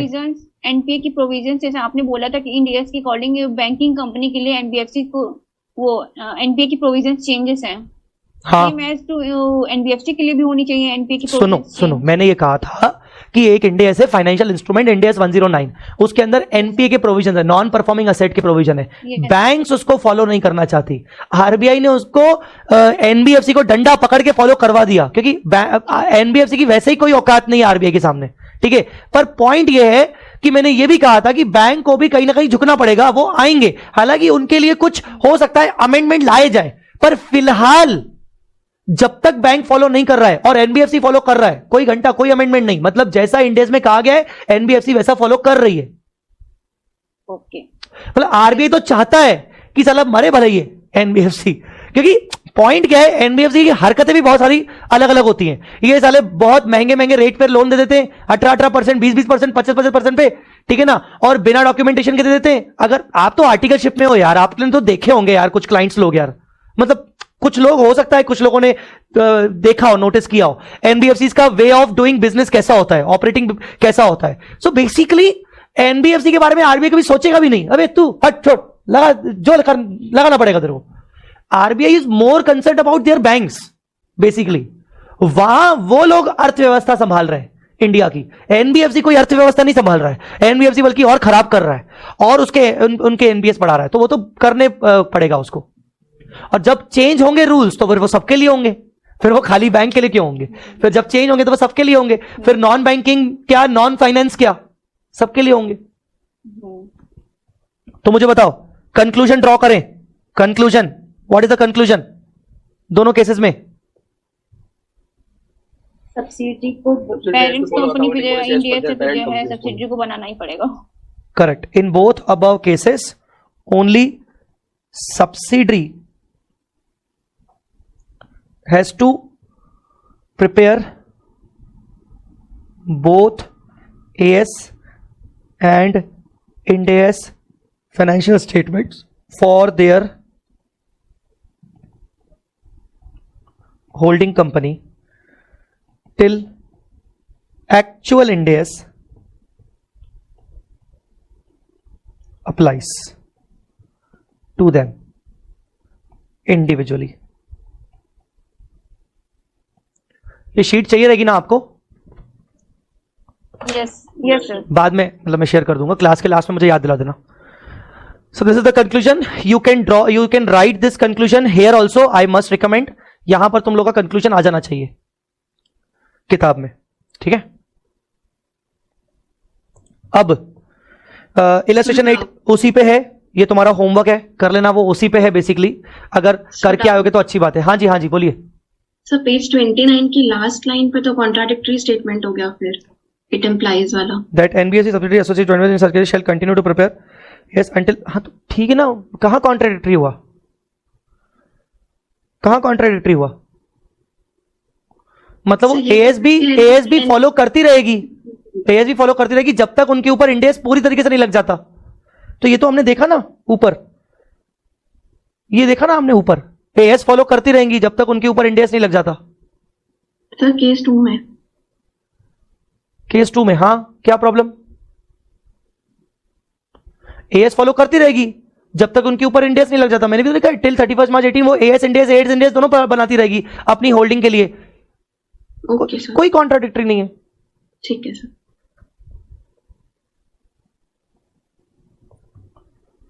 इलस्ट्रेशन नंबर 8 आपका होमवर्क है, कुछ बच्चे शायद पढ़ लिए होंगे, कुछ बच्चे नहीं पढ़े होंगे। Road map for banking and insurance मैंने आपको बता दिया था। म्यूचुअल फंड का पढ़ के आए कि नहीं, होमवर्क दिया था। यस सर, पढ़े थे। म्यूचुअल फंड का कुछ पढ़ के आएगी नहीं तुम लोग? कोई नहीं पढ़ के आया? आया सर, पढ़ के। हाँ, क्या बोल रहे हो भाई? म्यूचुअल फंड पे क्या है, इंडेक्स लगेगा कि नहीं लगेगा? From 1st April 2023। From 1st April 2023 circular, yes, जो सर्कुलर आया है वेरी गुड। फरवरी 2023। सेबी ने नोटिफिकेशन देकर उन्होंने बता दिया कि म्यूचुअल फंड कंपनीज भी तो companies registered under companies act है, उनके ऊपर 1423 से अप्लाई हो जाएगा। ये वाली जो चीज है ना, security and exchange board of India, SEBI mutual fund regulation rules, ये जो है ना, इंस्टीट्यूट ने देखो क्या किया है, कहां से कॉपी किया है बेसिकली, ये देखो, Ind AS on mutual fund companies.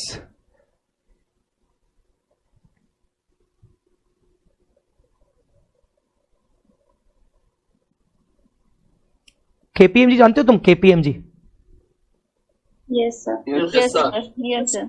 इस लाइन को पढ़ो, मैं लाइन को पढ़ रहा हूं और तुम अपनी मॉड्यूल की लाइन को पढ़ो। The Securities Exchange Board of India Mutual Fund Regulation 1996, the MF regulation by lay down the regulatory framework for operation and functioning of mutual funds, MFs. The MF regulations are amended by SEBI from time to time to enhance transparency, disclosures, to address emerging issues, to protect the interest of investors, and to strengthen the regulatory framework of MFs. On 25 January 2022, SEBI wide notification issued SEBI Mutual Funds Amendment Regulation 22. As per this notification, the financial statement and accounts of MF schemes will be prepared in accordance with the Indian accounting standards. Additionally, SEBI wide a circular dated 4 February, the circular provided certain guidelines guideline accounting with respect to Indians for MFs. The circular also provides a specific format भी उनका separately आएगा, for the preparation financial statement to be prepared for MF schemes under Ind AS. The requirement of the circular will become applicable from 1 April 23 in this issue of first. ठीक है, अब आप देखोगे तो ये पूरा कॉपी पेस्टेड है। अगर आप देखोगे तो पूरा कॉपी पेस्टेड है आपका ये वाला, इनका ये देख पा रहे हो क्या आप लोग? Yes sir, yes sir. कहाँ का है सर वो जो अभी दिखा है, वो कहाँ से है? केपीएमजी। KPMG sir. आपने कहाँ से पढ़ लिया सर यहाँ जाके? तो कब पढ़ लेते हो आप ये सब? पार्टी करने भी जाते हो मैम के साथ, ये भी पढ़ते हो? कब क्या क्या कर लेते हो? पढ़ते हो मतलब वो तो पढ़ना पड़ता है ना बेटा। आप एक बात बताओ, मैं अच्छे से नहीं पढ़ूंगा, मैं प्रिपेयर नहीं करूंगा तो मैं तुम लोगों को कैसे पढ़ाऊंगा? मुझे बताओ। पार्टी में भी सर गूगल करते रहते होंगे। नहीं, वो देख ठीक है, वो सही बात है, पर ये मोनिका ने कहीं ना कहीं सत्य बोल दिया कि मैं वहां जब जाता हूं तो मुझे जामिनी बहुत बार बोलती है कि यार तुम क्या फोन पे लगे हुए हो, तो रुक जा एक नया न्यूज आया है। तो ठीक है, पर एक बात बताओ ना, तुम्हें अच्छा पढ़ाने के लिए मुझे तो पढ़ना ही पड़ेगा। ये एक मिथ है कि फैकल्टी ने पढ़ लिया, सीए बन गया और वो सालों से पढ़ाता आ रहा है तो वो तो बस पढ़ाने आ जाएगा। नहीं भाई, हमें भी पढ़ना पड़ता है, बहुत सारा पढ़ना पड़ता है, प्रिपेयर करना पड़ता है। तो केपीएमजी में साफ साफ लिखा हुआ है और उन्होंने क्या कर दिया, कॉपी पेस्ट, कॉपी पेस्टिंग पूरी की पूरी। यस सो एनीवेज ठीक है, अलग सा ही इंटरेस्ट आने लगता होगा कि हाँ मेरे सब्जेक्ट से रिलेटेड कहीं कुछ आया, देखिए क्या है। ऑब्वियसली सो ये भी अभी अपने उसमें डाल दीजिएगा। म्यूचुअल फंड के ऊपर इंड एस लगेगा 1/4/2023।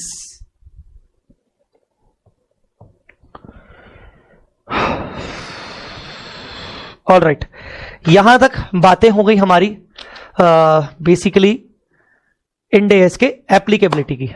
यहां तक हमारी बातें हो गई इंड एस के एप्लीकेबिलिटी की। बेटा आज से ना मैं एक नया सिस्टम शुरू कर रहा हूं, अपनी कॉपी निकालिएगा और अपनी कॉपी निकालकर आपको, मैं भी आपके सामने नए नोट्स निकाल रहा हूं, मतलब नया पेज निकाल रहा हूं, ज्यादा नहीं लगेगा मेरे को तो। अपन रोज के रोज 5 इंडेस के नाम लिखेंगे और क्यूमुलेटिव बेसिस पे याद करेंगे। कुल मिला के 35 इंडेस हैं। मैं जिस दिन भूलूंगा उस दिन आपको मुझे याद दिलाना है, क्योंकि कभी कभी मैं भूल भी जाऊंगा। तो हम क्या करेंगे, end S names and numbers, हम लिखेंगे और याद करेंगे। हमें ये याद करना पड़ेगा तो ताकि हम 10-15 दिन में हमारे सारे इंडेस के नाम तो एटलीस्ट पता हो जाए, क्योंकि जब मैं आपसे बात करूंगा कि ये एक इंडेस है तो you should give me the name कि हाँ सर ये इंडेस का नाम ये है। तो अभी शुरू करेंगे मेरे साथ इंडेस नेम्स एंड नंबर्स। कॉपी के लास्ट के 2 पेजेस या फर्स्ट 2 पेजेस वॉटएवर, वो आपको सेव करके रखने। सीरियल नंबर, इंडेस नंबर और name.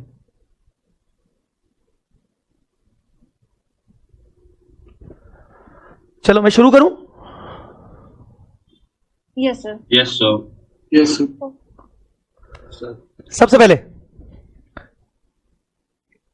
इंडेस 1 presentation of financial statements. Presentation of financial statements. अच्छा जी, सीए इंटर में कोई उसका रेलेवेंट एएस था तो वो तुम बताओगे।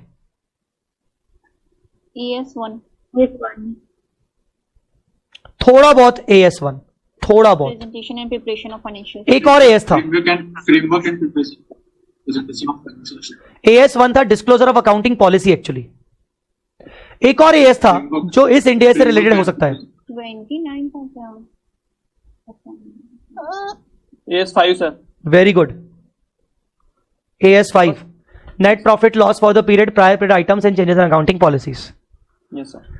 हालांकि AS5 का रेफरेंस दूसरे इंडिया में भी आएगा पर इसमें भी है। चलो आगे बढ़ते हैं। नेक्स्ट, ये तो तुम बता ही दोगे। इंडेस 2 इन्वेंट्रीज। इन्वेंट्री। बताओ भाई relevant AS। AS2। AS2।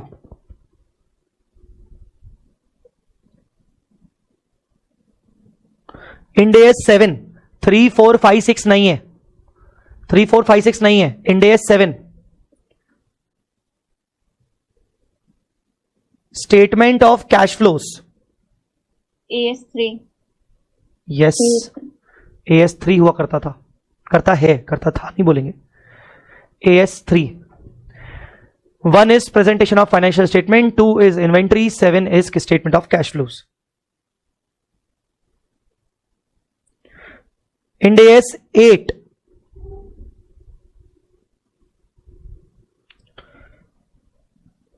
accounting policies, changes in accounting estimates and errors. AS5। AS5 का नाम था net profit loss for the period, जिसका पोर्शन आपके ऊपर में कवर हो गया। इसके अलावा account net profit loss for the period prior period items मतलब ये आपके एरर में आ गया। And changes in accounting policies वो आपका इसमें आ गया।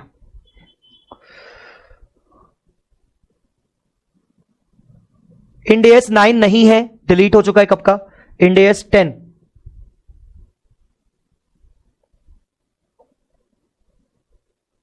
Events after the reporting period. AS4। AS4 correct. पूरी लिस्ट बनेगी, ध्यान रखना 35 इंडेस है तो 2 या 3 पेजेस छोड़ के रखने पड़ेंगे आपको, 2-3 पेजेस छोड़ के रखने पड़ेंगे, ध्यान रखिएगा। तो चलो, नाम है 5। Ind AS 1 presentation of financial statement, Ind AS 2 inventories, Ind AS 7 statement of cash flows, Ind AS 8 accounting policies, changes in accounting estimates and errors, Ind AS 10 events after the reporting period. 5 Ind AS, ठीक है। चलो बिना देखे बोलो 7 कौन सा है? Cash flow. Statement of cash flows. ठीक है, ठीक है। इंडेस 8 कौन सा है? Sir accounting policy change. Correct. Okay, 1 का नाम क्या है? Presentation of financial statement. Okay, very good. 10 का नाम क्या है? Events after Events reporting after period. the reporting period. ठीक, ठीक है। 1 2 3 यहां से चालू करते हैं अपन नया टॉपिक अपना, शेड्यूल 3 डिवीजन 2।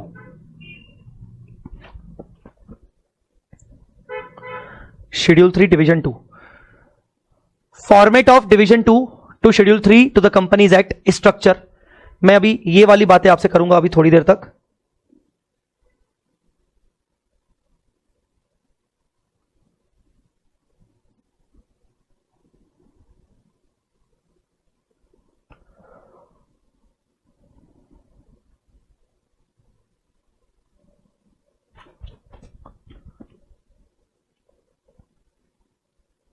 सर, जी, फर्स्ट शिपमेंट कब तक आएगा, कुछ एस्टिमेट टाइम? मैं आज शाम तक आपको इसमें ग्रुप पे डाल दूंगा। मेरे को एक बार कंफर्मेशन लेना है अपने उससे, मैं आज शाम तक डाल दूंगा, बता दूंगा।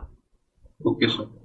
अब सुनो ध्यान से, ये जो तुम्हारा चैप्टर है, क्या बोलते हैं, ये जो आईसीआई मॉड्यूल है, उसके अंदर उन्होंने क्या किया है, फॉर्मेट ऑफ डिवीजन 2 शेड्यूल 3 के रिगार्डिंग उन्होंने इंट्रोडक्शन दे दिया है, डिवीजन 2 में क्या क्या चीजें आती है वो बता दिया है, एप्लीकेबिलिटी वगैरह ये सब दिया है, और उस पर गाइडेंस नोट दे दिया है। गाइडेंस नोट हम लास्ट में पढ़ेंगे, पहले अपन शेड्यूल 3 देख लें। तो इस चैप्टर को खत्म कर दिया, बस गाइडेंस नोट के बाद उन्होंने इस चैप्टर को खत्म कर दिया। मतलब बेसिकली उन्होंने शेड्यूल 3 नहीं दिया है, शेड्यूल 3 के गाइडेंस नोट दिए। शेड्यूल 3 उन्होंने कहां दिया है, अगर अपन जाएं इंस्टीट्यूट की वेबसाइट पर, ये रहा न्यू स्कीम के अकॉर्डिंग अगर जाएं तो इंट्रोडक्शन टू इंड एस जो अभी हमारा चैप्टर चल रहा है, जो कि लगभग अभी हमारा चैप्टर ये खत्म हो गया, बस शेड्यूल 3 का कुछ रेफरेंस उन्होंने दिया जो मैं अभी आपको पढ़ाना शुरू करूंगा। कंसेप्चुअल फ्रेमवर्क एक सेपरेट चैप्टर है जो कि मैं इंड एस 1 के साथ पढ़ाऊंगा। आप देखोगे शेड्यूल 3 के रिगार्डिंग उन्होंने एनेक्जर में दिया है, ये एनेक्जर डिवीजन 2 टू शेड्यूल 3, ये एनेक्जर दिया है पूरा, 38 पेजेस का पूरा एनेक्जर है, ये वाला एनेक्जर। ठीक है, तो इसी एनेक्जर को मैंने इस नोट्स के फॉर्म में बना लिया ताकि 38 पेजों के एनेक्जर को कहीं ना कहीं मैं ऐसे कवर करूं ताकि वो सिंप्लीफाइड लैंग्वेज भी हो जाए और उसका सीक्वेंस भी सही सही हो जाए। तो मैं दोनों को रेफर करता जाऊंगा, डोंट वरी। बट क्योंकि अभी फिलहाल सिंप्लीफाइड करके मुझे भी पढ़ाना है, तो पहले मैं अभी यहां से आपके साथ थोड़ी थोड़ी बातें करूंगा 20-25 मिनट, ताकि अपन एक ओवरव्यू ले लें अपने डिवीजन 2 का। Sir, what is the status of current batch? Basically आगे हम कैसे बढ़ने वाले, once we'll done with this division वाला part, division 2 we'll move forward to Ind AS 1। मतलब पहला इंड एस हमारा शुरू होगा इस डिवीजन 2 के बाद, पहला इंड एस हमारा शुरू होगा इस डिवीजन 2 के बाद। Once we have to complete this division 2 and by when, by next class we'll be able to complete the division 2। मतलब फ्रॉम थर्ड क्लास ऑनवर्ड्स हमारा मेन इंड एस की कहानी शुरू होगी, इंड एस 1 की। सो डिवीजन 2 पढ़ना जरूरी है ताकि आपको फाइनेंशियल स्टेटमेंट्स की एक पूरी कहानी समझ में आ जाए। अब ध्यान से सुनिएगा, ये डिवीजन 2 का फंडा क्या होता है? डिवीजन 2 का फंडा ये रहता है,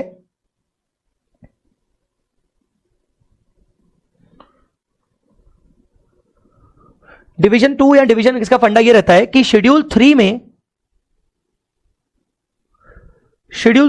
3 डिविजन्स बनाए गए हैं, डिवीजन 1,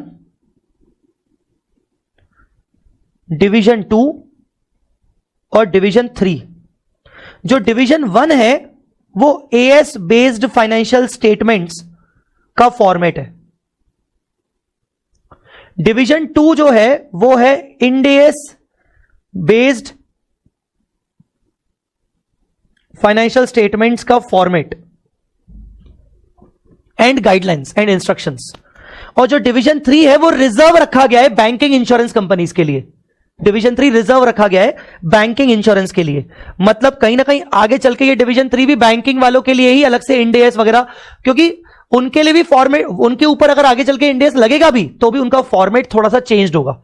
तो बैंकिंग इंश्योरेंस के लिए एक सेपरेट फॉर्मेट यहां पर बनाया गया है डिवीजन 3। हमारे सिलेबस में सिर्फ और सिर्फ डिवीजन 2 एप्लीकेबल है, ये हमारे सिलेबस में है। ये आपके डिवीजन 1 जो था वो सीए इंटर में था, डिवीजन 3 अभी तक हमारे सिलेबस में नहीं है क्योंकि इंड एस अभी इनके ऊपर आया ही नहीं है। तो हमारा सिलेबस बात करता है डिवीजन 2 के ऊपर।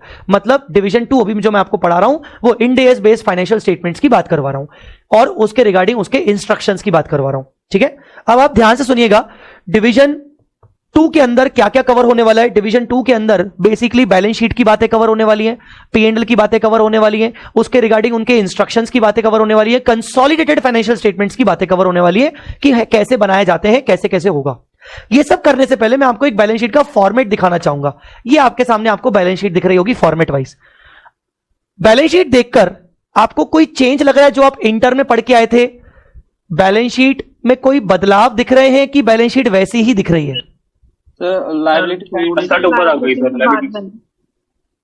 करेक्ट। डिवीजन 1 के अंदर जो बैलेंस शीट का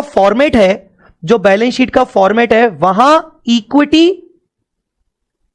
एंड लायबिलिटी पहले शुरू होता है, देन असेट होता है। आ रही है मेरी बात समझ में कि नहीं?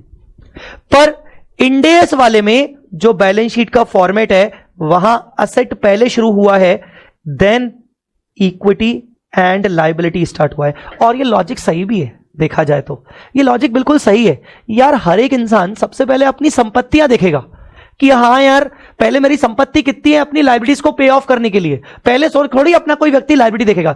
तो एक थॉट, बस एक सिंपल थॉट कि हाँ यार, पहले मेरी संपत्ति कितनी है, मेरे पास पहले कितनी वर्थ रखी है असेट्स की बेचने पर, ताकि मैं अपनी लायबिलिटीज को पे ऑफ कर सकूं। तो फॉर्मेट उल्टा हो गया। उल्टा मतलब बेसिकली यहां उल्टा है, ये प्रॉपर फॉर्मेट है कि पहले असेट फिर लायबिलिटी इक्विटी। अंदर आपको कोई बदलाव दिख रहे हैं क्या? चलो नॉन करंट एसेट की बात करते हैं। अंदर आपको कोई बदलाव दिख रहे हैं क्या? गुडविल अलग से आया है। हाँ ठीक है। और बदलाव, और कोई बदलाव? जस्ट एक माइंड बर्स्टिंग हो रही है बस कि हाँ यार, सोचें क्या था, अगर याद आ रहा है तो बेटर रहेगा। इंटेंजिबल एसेट्स का क्लासिफिकेशन अलग है। ओके, टेंजिबल और फाइनेंशियल एक सेकेंड, एक एक करके मैं नाम ले रहा हूं। मोनिका, आप कुछ बोल रहे हो? तो ये फाइनेंशियल स्टेटमेंट एसेट्स का अलग से एक कैटेगरी बना दिया गया है। अच्छा, और आंगी शाह, आप कुछ कह रहे थे? सर उसमें पहले नॉन करंट एसेट्स होते थे, फिर करंट एसेट्स, सॉरी टेंजिबल और इनटेंजिबल होते थे। तो यहाँ पर भी है कहीं ना कहीं, यहाँ पर भी ऐसे ही है, लेकिन साथ में दिया है यहाँ पे। अच्छा ठीक है। Anybody else? और क्या क्या और देख पा रहे हो? बायोलॉजिकल एसेट्स नए दिख रहे हैं। Very good, very good, very good, ठीक है। हाँ, और क्या नया दिख रहा है? Capital work in progress. नहीं, ठीक है, ये तो था पहले। नहीं, तो जो फाइनेंशियल वो करंट में आते थे। Investment trade receivable non current में खड़े हैं, ट्रेड रिसीवेबल नॉन करंट में आ रखे हैं, करंट में आते थे। करेक्ट। फाइनेंशियल एसेट करके एक हेडिंग डाल दी गई। ऐसा नहीं कि पहले ये आते नहीं थे। फाइनेंशियल एसेट आप देखोगे तो फाइनेंशियल एसेट यहां पर भी है, ट्रेड रिसीवेबल यहां पर भी है, करंट एसेट में भी ट्रेड रिसीवेबल है, और नॉन करंट में भी ट्रेड रिसीवेबल है। फाइनेंशियल एसेट की एक नई हेडिंग बन गई। फाइनेंशियल एसेट करके हेडिंग अगर आप डिवीजन 1 में जाके देखोगे आपको नहीं मिलेगी। ये हेडिंग न्यू है, फाइनेंशियल एसेट। और भी एक चीज मिस कर रहे हो, और भी एक चीज मिस कर रहे हो। आई थिंक गुडविल पहले investment property. Correct, investment property. किसने बोला? केतन ने। Yes sir. Investment property. Goodwill भी आता था, ठीक है ना, गुडविल इंटेंजिबल के साथ आता था। अब उन्होंने बोल दिया अलग से दिखाओ, ठीक है, बड़ा चेंज नहीं है। इन्वेस्टमेंट प्रॉपर्टी पहले बस एक ही था, property plant and equipment, PP. अब दो हो गए, पीपी अलग, इन्वेस्टमेंट प्रॉपर्टी अलग। इन्वेस्टमेंट प्रॉपर्टी बेटा, इन्वेस्टमेंट्स नहीं। इन्वेस्टमेंट्स तो यहां पर भी आ रहा है, इन्वेस्टमेंट्स तो यहां पर भी आ रहा है। देखो इन्वेस्टमेंट्स, ये पहले नॉन करंट इन्वेस्टमेंट में रहता। हाँ, ये पहले नॉन करंट इन्वेस्टमेंट था, पर अब ये नॉन करंट के अंदर एक सब head financial asset, financial asset के अंदर सेपरेट लाइन आइटम इन्वेस्टमेंट, पर एक इन्वेस्टमेंट प्रॉपर्टी आ गया। उसका रीजन क्योंकि इसका एक इंडेस होता है, इंडेस 40, तो उसके कारण ये सेपरेटली आ गया। एक्चुअली फाइनेंशियल एसेट अलग से आ गया, उसका रीजन फाइनेंशियल एसेट का हेड अलग से बन गया क्योंकि उसका एक सेपरेट इंडेस है, इंडेस 32। ये रीजन है। चलो और पूछता हूं मैं तुमसे, लायबिलिटी साइड क्या अलग दिख रहा है? इक्विटी वगैरह में कुछ अलग दिख रहा है? ऑफ कोर्स, पहले तुम्हारे पुराने जमाने में तुम यहाँ पर क्या लिखते थे तुम? Reserve and surplus. Reserve and surplus. आज के बाद हम reserve and surplus word use नहीं करेंगे, उससे भी वाइडर टर्म है अदर इक्विटी। अच्छा, इन दोनों को मिलाकर क्या बोलते हैं? मैंने कुछ बताया था, सोकी। वेरी गुड, सोकी।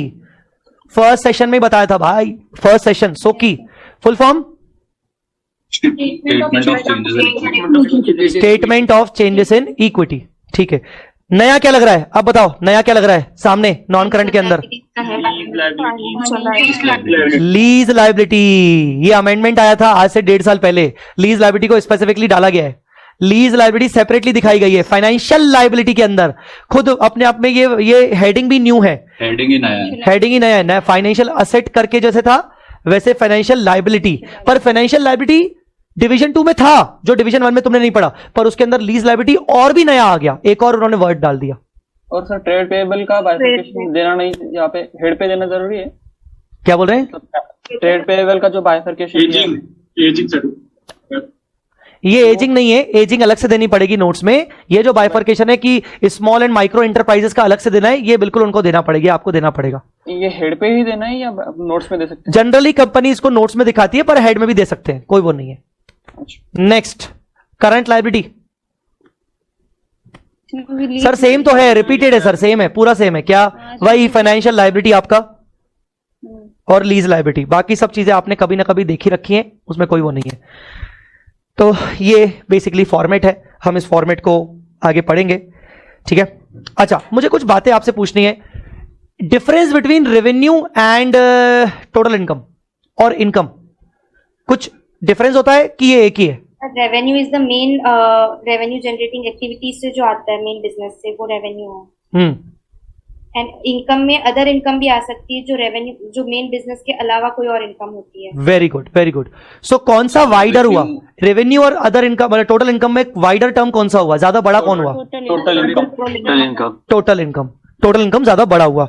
अब आपको इसको मोर इंपॉर्टेंट अगर थोड़ा एविडेंस दिखा के समझाऊं तो ज्यादा ढंग से समझ में आएगा। Wait a minute, see this profit and loss का स्टेटमेंट। आपको पहला क्या दिख रहा है item?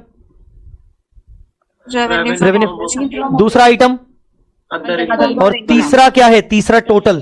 So basically income word एक वाइडर टर्म है जिसके अंदर रेवेन्यू एंड अदर इनकम दोनों आ जाता है, तो income is a wider term, ठीक है ना। एंड रेवेन्यू इज अ मतलब basically revenue is also the income, but it is the revenue means the income from the operation only. Other income में आपके इंटरेस्ट, एफडी वाला interest, commission, दुनिया भर के इंटरेस्ट आ सकते हैं, अदर इनकम आ सकते हैं। तो total income is a wider term. Why I am telling you this? Because हमें शेड्यूल 3 के हिसाब से बैलेंस शीट बनाने के लिए राउंडिंग ऑफ रूल्स समझने पड़ेंगे, राउंडिंग ऑफ रूल समझने पड़ेंगे। उसमें राउंडिंग ऑफ रूल्स का जो थ्रेशोल्ड लिमिट है वो किसके ऊपर बेस्ड है? टोटल इनकम के ऊपर, रेवेन्यू के ऊपर बेस्ड नहीं है, ठीक है ना। रेवेन्यू के ऊपर बेस्ड नहीं है, टोटल इनकम के ऊपर बेस्ड है। अच्छा, अब नेटवर्थ वाली बातें कहां पर थी? नेटवर्थ वाली बातें एप्लीकेबिलिटी ऑफ इंड एस पे थी, but once Ind AS is applicable, अब आपको राउंडिंग ऑफ कैसे करना है? उसके लिए नेटवर्थ नहीं, उसके लिए क्या चाहिए? टोटल इनकम चाहिए। तो आपको नेटवर्थ चलना पड़ेगा, आपको नेटवर्थ लगाना पड़ेगा। अच्छा, नेटवर्थ के रूल्स पहले समझ लेते हैं कि नेटवर्थ के रूल्स क्या है। अगर टोटल इनकम के, ये राउंडिंग ऑफ के रूल्स क्या है। अगर आपकी total income less than 100 crore rupees हुई, 100 crore rupees, less than 100 crore rupees हुई, तो आपको राउंडिंग ऑफ करना पड़ेगा नियरेस्ट, राउंडिंग ऑफ करना पड़ेगा नियरेस्ट 100 मतलब 2 जीरो का राउंडिंग ऑफ, 1000 3 जीरो का राउंडिंग ऑफ, लैक्स 5 जीरो का राउंडिंग ऑफ। मिलियन क्या होता है मेरे को नहीं पता। मिलियन में ना, मिलियन जब मैं छोटा बच्चा था ना, मिलियन बिलियन में उलझता था यार, समझ ही नहीं आता था मिलियन क्या बिलियन क्या। 6 zeros। मिलियन मतलब 10 लाख और बिलियन मतलब 100 करोड़। 1 करोड़ की 100 crore, 10 crore, 100 crore, 10 crore, 100 crore, 100 crore, 9 zeros, sir 100 crore sir, million 6 zeros and billion 9 zeros। Sir billion कर लिया, गूगल कर लिया? नहीं सर, बिलियन 100 करोड़। सबसे पहले 100 करोड़ से बोला था। अच्छा ठीक है, और डेसिमल मिलियंस है, मतलब बेसिकली 10 लाख। सो अगर 100 करोड़ से कम है टोटल इनकम, सो बेसिकली आपका 100, 1000, lakhs, मिलियंस। दूसरा 100 करोड़ टच हो गया, 100 करोड़ टच हो गया और मोर या उससे ज्यादा चला गया, तो भैया क्या क्या निकाल दिया गया? 100s को निकाल दिया गया, 1000s को निकाल दिया गया, तो नियरेस्ट क्या आ गया? लैक्स, मिलियंस, करोड्स। लैक्स, मिलियंस, करोड्स। करोड्स मतलब 7 zeros, बेसिकली। कुछ दिन पहले मैंने आपको सन टीवी की बैलेंस शीट दिखाई थी। तो चलिए सन टीवी का टोटल इनकम कहां गया बे?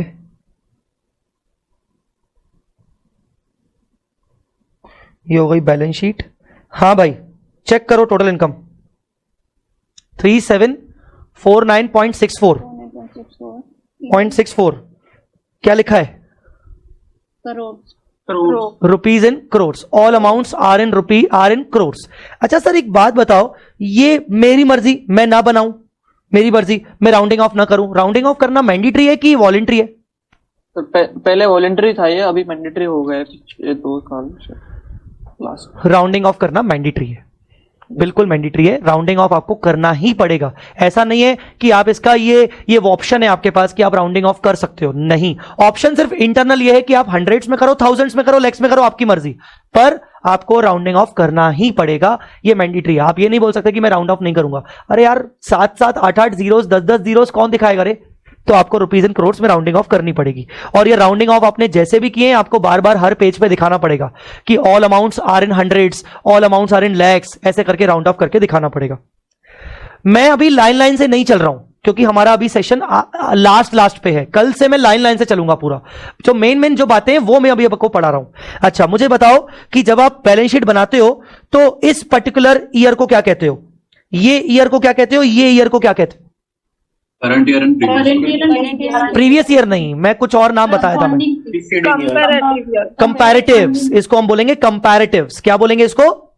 कंपैरेटिव्स। प्रीवियस ईयर है पर इसको वर्ड क्या बोलेंगे? Comparatives basically. ठीक है, तो these are comparatives. All right. हाँ सोकी के कितने पार्ट होंगे? फर्स्ट क्लास में बताया था मैंने शायद। सोकी के कितने पार्ट होंगे? 2 पार्ट। कौन से 2 पार्ट? इक्विटी शेयर कैपिटल और दूसरा अदर इक्विटी, ये वाला अदर इक्विटी। ठीक है, मुझे बताओ P&L अकाउंट का final balance, net profit, OCI का फाइनल बैलेंस, जो भी इनकम आया OCI की, ये सब कहां जाएंगे? करेक्ट। ये कहां जाएंगे? सब अदर इक्विटी में जाएंगे, सब अदर इक्विटी में। मुझे बताओ OCI के अंदर 2 क्लासिफिकेशन कौन से होते हैं?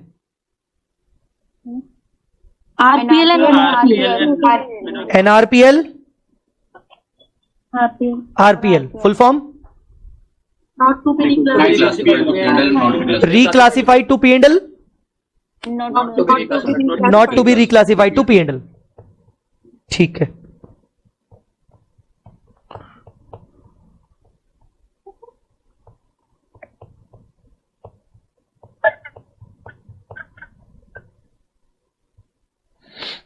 अच्छा एक्स्ट्राऑर्डिनरी आइटम नाम सुना है कभी तुमने? एक्स्ट्राऑर्डिनरी आइटम कहां सुना है तुमने नाम? थोड़ा मुझे बताना। एक्स्ट्राऑर्डिनरी आइटम तुमने इंटरमीडिएट लेवल पर? AS5। और कहां? AS5 के अलावा और, मतलब AS5 में तो सुना ही सुना है, ठीक है। और इंटर में तुमने एक्स्ट्राऑर्डिनरी आइटम कहां पढ़ा था? Cash flow. हाँ ठीक है, पर मैं कुछ और पूछना चाह रहा हूं, मतलब मैं रिलेवेंस उसका कुछ कहीं और जानना चाहता हूं। Balance sheet sir P&L account में था। हाँ वेरी गुड। ये जो P&L अकाउंट है ये AS वाला है। मैं इंटर का P&L अकाउंट खोल के बैठा हूं। यहां ध्यान से देखो, revenue from operation, other income, total income, सारे के सारे एक्सपेंसेस, वो ठीक है। टोटल एक्सपेंस ये क्या लिखा है? Profit loss before exceptional and extraordinary. फिर आपने लिखा एक्सेप्शनल, फिर profit and loss before extraordinary, फिर आपने लिखा एक्स्ट्राऑर्डिनरी। बेटा जी हमारे केस में अब इंड एस में आप ध्यान से देखिए, revenue from operation, other income, total income, सारे के सारे एक्सपेंसेस वही हैं, वो मैं आऊंगा उस पर बाद में अच्छे से। टोटल एक्सपेंस यहां क्या लिखा है? Before exceptional item and tax. फिर क्या आ गया? एक्सेप्शनल, फिर profit and loss before tax, मतलब एक्स्ट्राऑर्डिनरी आइटम गायब कर दिया गया। मतलब इंड एस 1 साफ साफ कहता है there is no item to be classified as extraordinary, extraordinary item are prohibited. मतलब आप किसी भी आइटम को एक एक्स्ट्राऑर्डिनरी कैटेगरी नहीं बोल सकते हो। इंड एस के according extraordinary category is no more available extraordinary item करके, बस बस भाई तेरे से नहीं पूछा, हाँ एक्स्ट्रॉर्डिनरी आइटम कैटेगरी अब नहीं है, नहीं बची है, ध्यान रखिएगा। सो इंड एस में एक्स्ट्रॉर्डिनरी वर्ड हम यूज नहीं करेंगे, सिर्फ एक्सेप्शनल कैटेगरी है, एक्सेप्शनल आइटम, वो अपन आएंगे बाद में अच्छे से। अच्छा एक चीज पूछूंगा, बहुत इंपॉर्टेंट है, यहां ये क्यों लिखा है profit loss for the period from continuing operation, और फिर नीचे उन्होंने profit loss from discontinued operation, उसका डायरेक्टली टैक्स, मतलब मुझे कोई इसका इंपॉर्टेंस, इसका रेलेवेंस समझाए, मेरे को नहीं समझ में आ रहा कि ये कंटिन्यूइंग फिर डिसकंटिन्यूइंग मतलब बेसिकली क्या है और इसको किस सेंस में बोला गया है।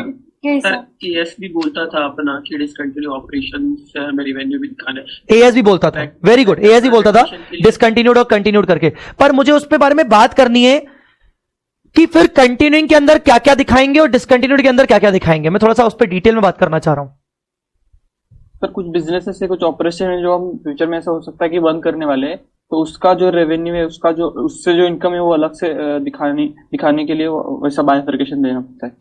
फ्यूचर में बंद करने वाले हैं कि बंद कर लिए हैं करंट ईयर में? बंद कर चुके हैं, उनको डिसकंटिन्यूड ऑपरेशन में दिखाएंगे, वो जो ऑपरेशन है हमारे कंटिन्यू है, जो दिख रहा है वो कंटिन्यूइंग ऑपरेशन।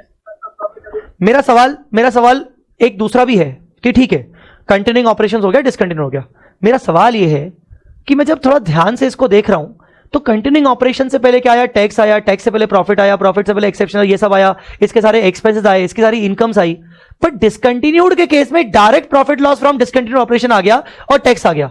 तो मेरा सवाल ये है कि जो ये रेवेन्यू है, ये रेवेन्यू कौन सा वाला है, सिर्फ कंटिन्यूइंग वाला है कि इसके अंदर दोनों है? कंटिन्यूइंग वाला है, दोनों नहीं सर,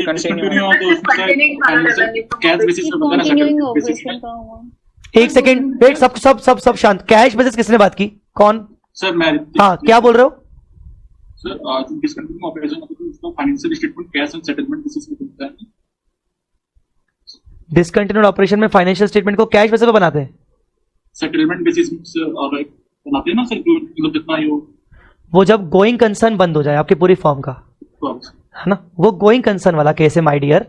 गोइंग कंसर्न अगर जिस दिन आपकी कंपनी का बंद हो गया, आपको लगा कि नहीं अब हमारी कंपनी आगे नहीं चलेगी, company not a particular operation, ठीक है, यहां डिसकंटिन्यूड ऑपरेशन मतलब मेरा एक पर्टिकुलर डिपार्टमेंट, मेरा एक पर्टिकुलरली यूनिट, वो मैं बंद कर रहा हूं, या एक सेगमेंट बंद कर रहा हूं। फॉर एग्जाम्पल आपने आईटीसी का नाम सुना होगा, आईटीसी, यस सर, उसके अलग अलग सेगमेंट्स हैं, उसके अलग अलग ऑपरेशंस हैं, ठीक है ना। आईटीसी अपना एक पर्टिकुलर सेगमेंट को मान लो बंद कर रही है, कंपनी थोड़ी बंद हो रही है, गोइंग कंसर्न थोड़ी बंद हो रहा है, तो आप वो थोड़ा सा लिंकिंग गलत कर रहे हो, ठीक है ना। तो कैश बेसिस कहीं से नहीं आएगा प्लीज, ठीक है।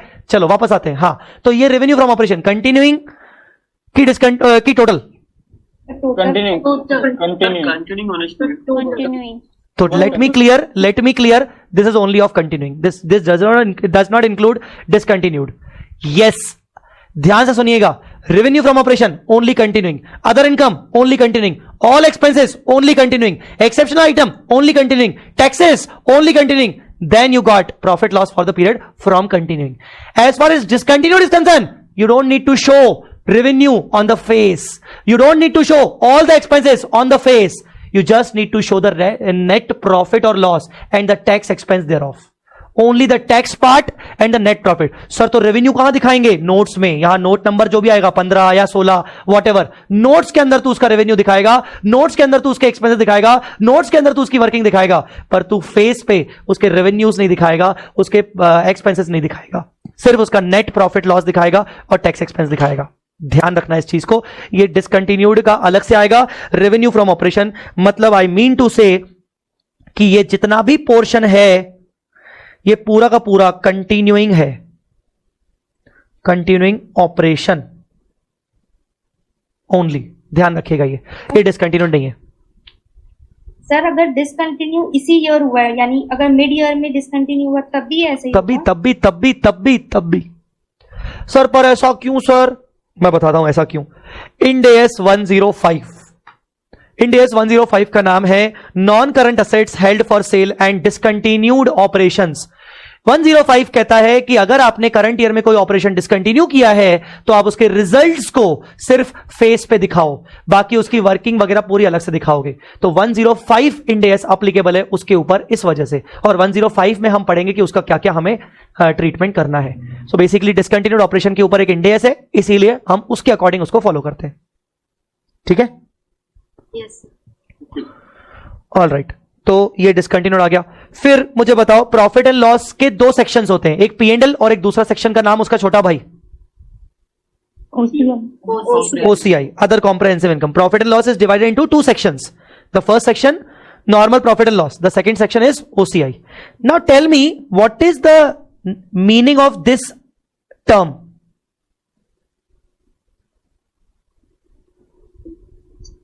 वैसे तो पढ़ के ही समझ में आ जाएगा, आगे लिखा हुआ है, पर क्या इसका मतलब हुआ?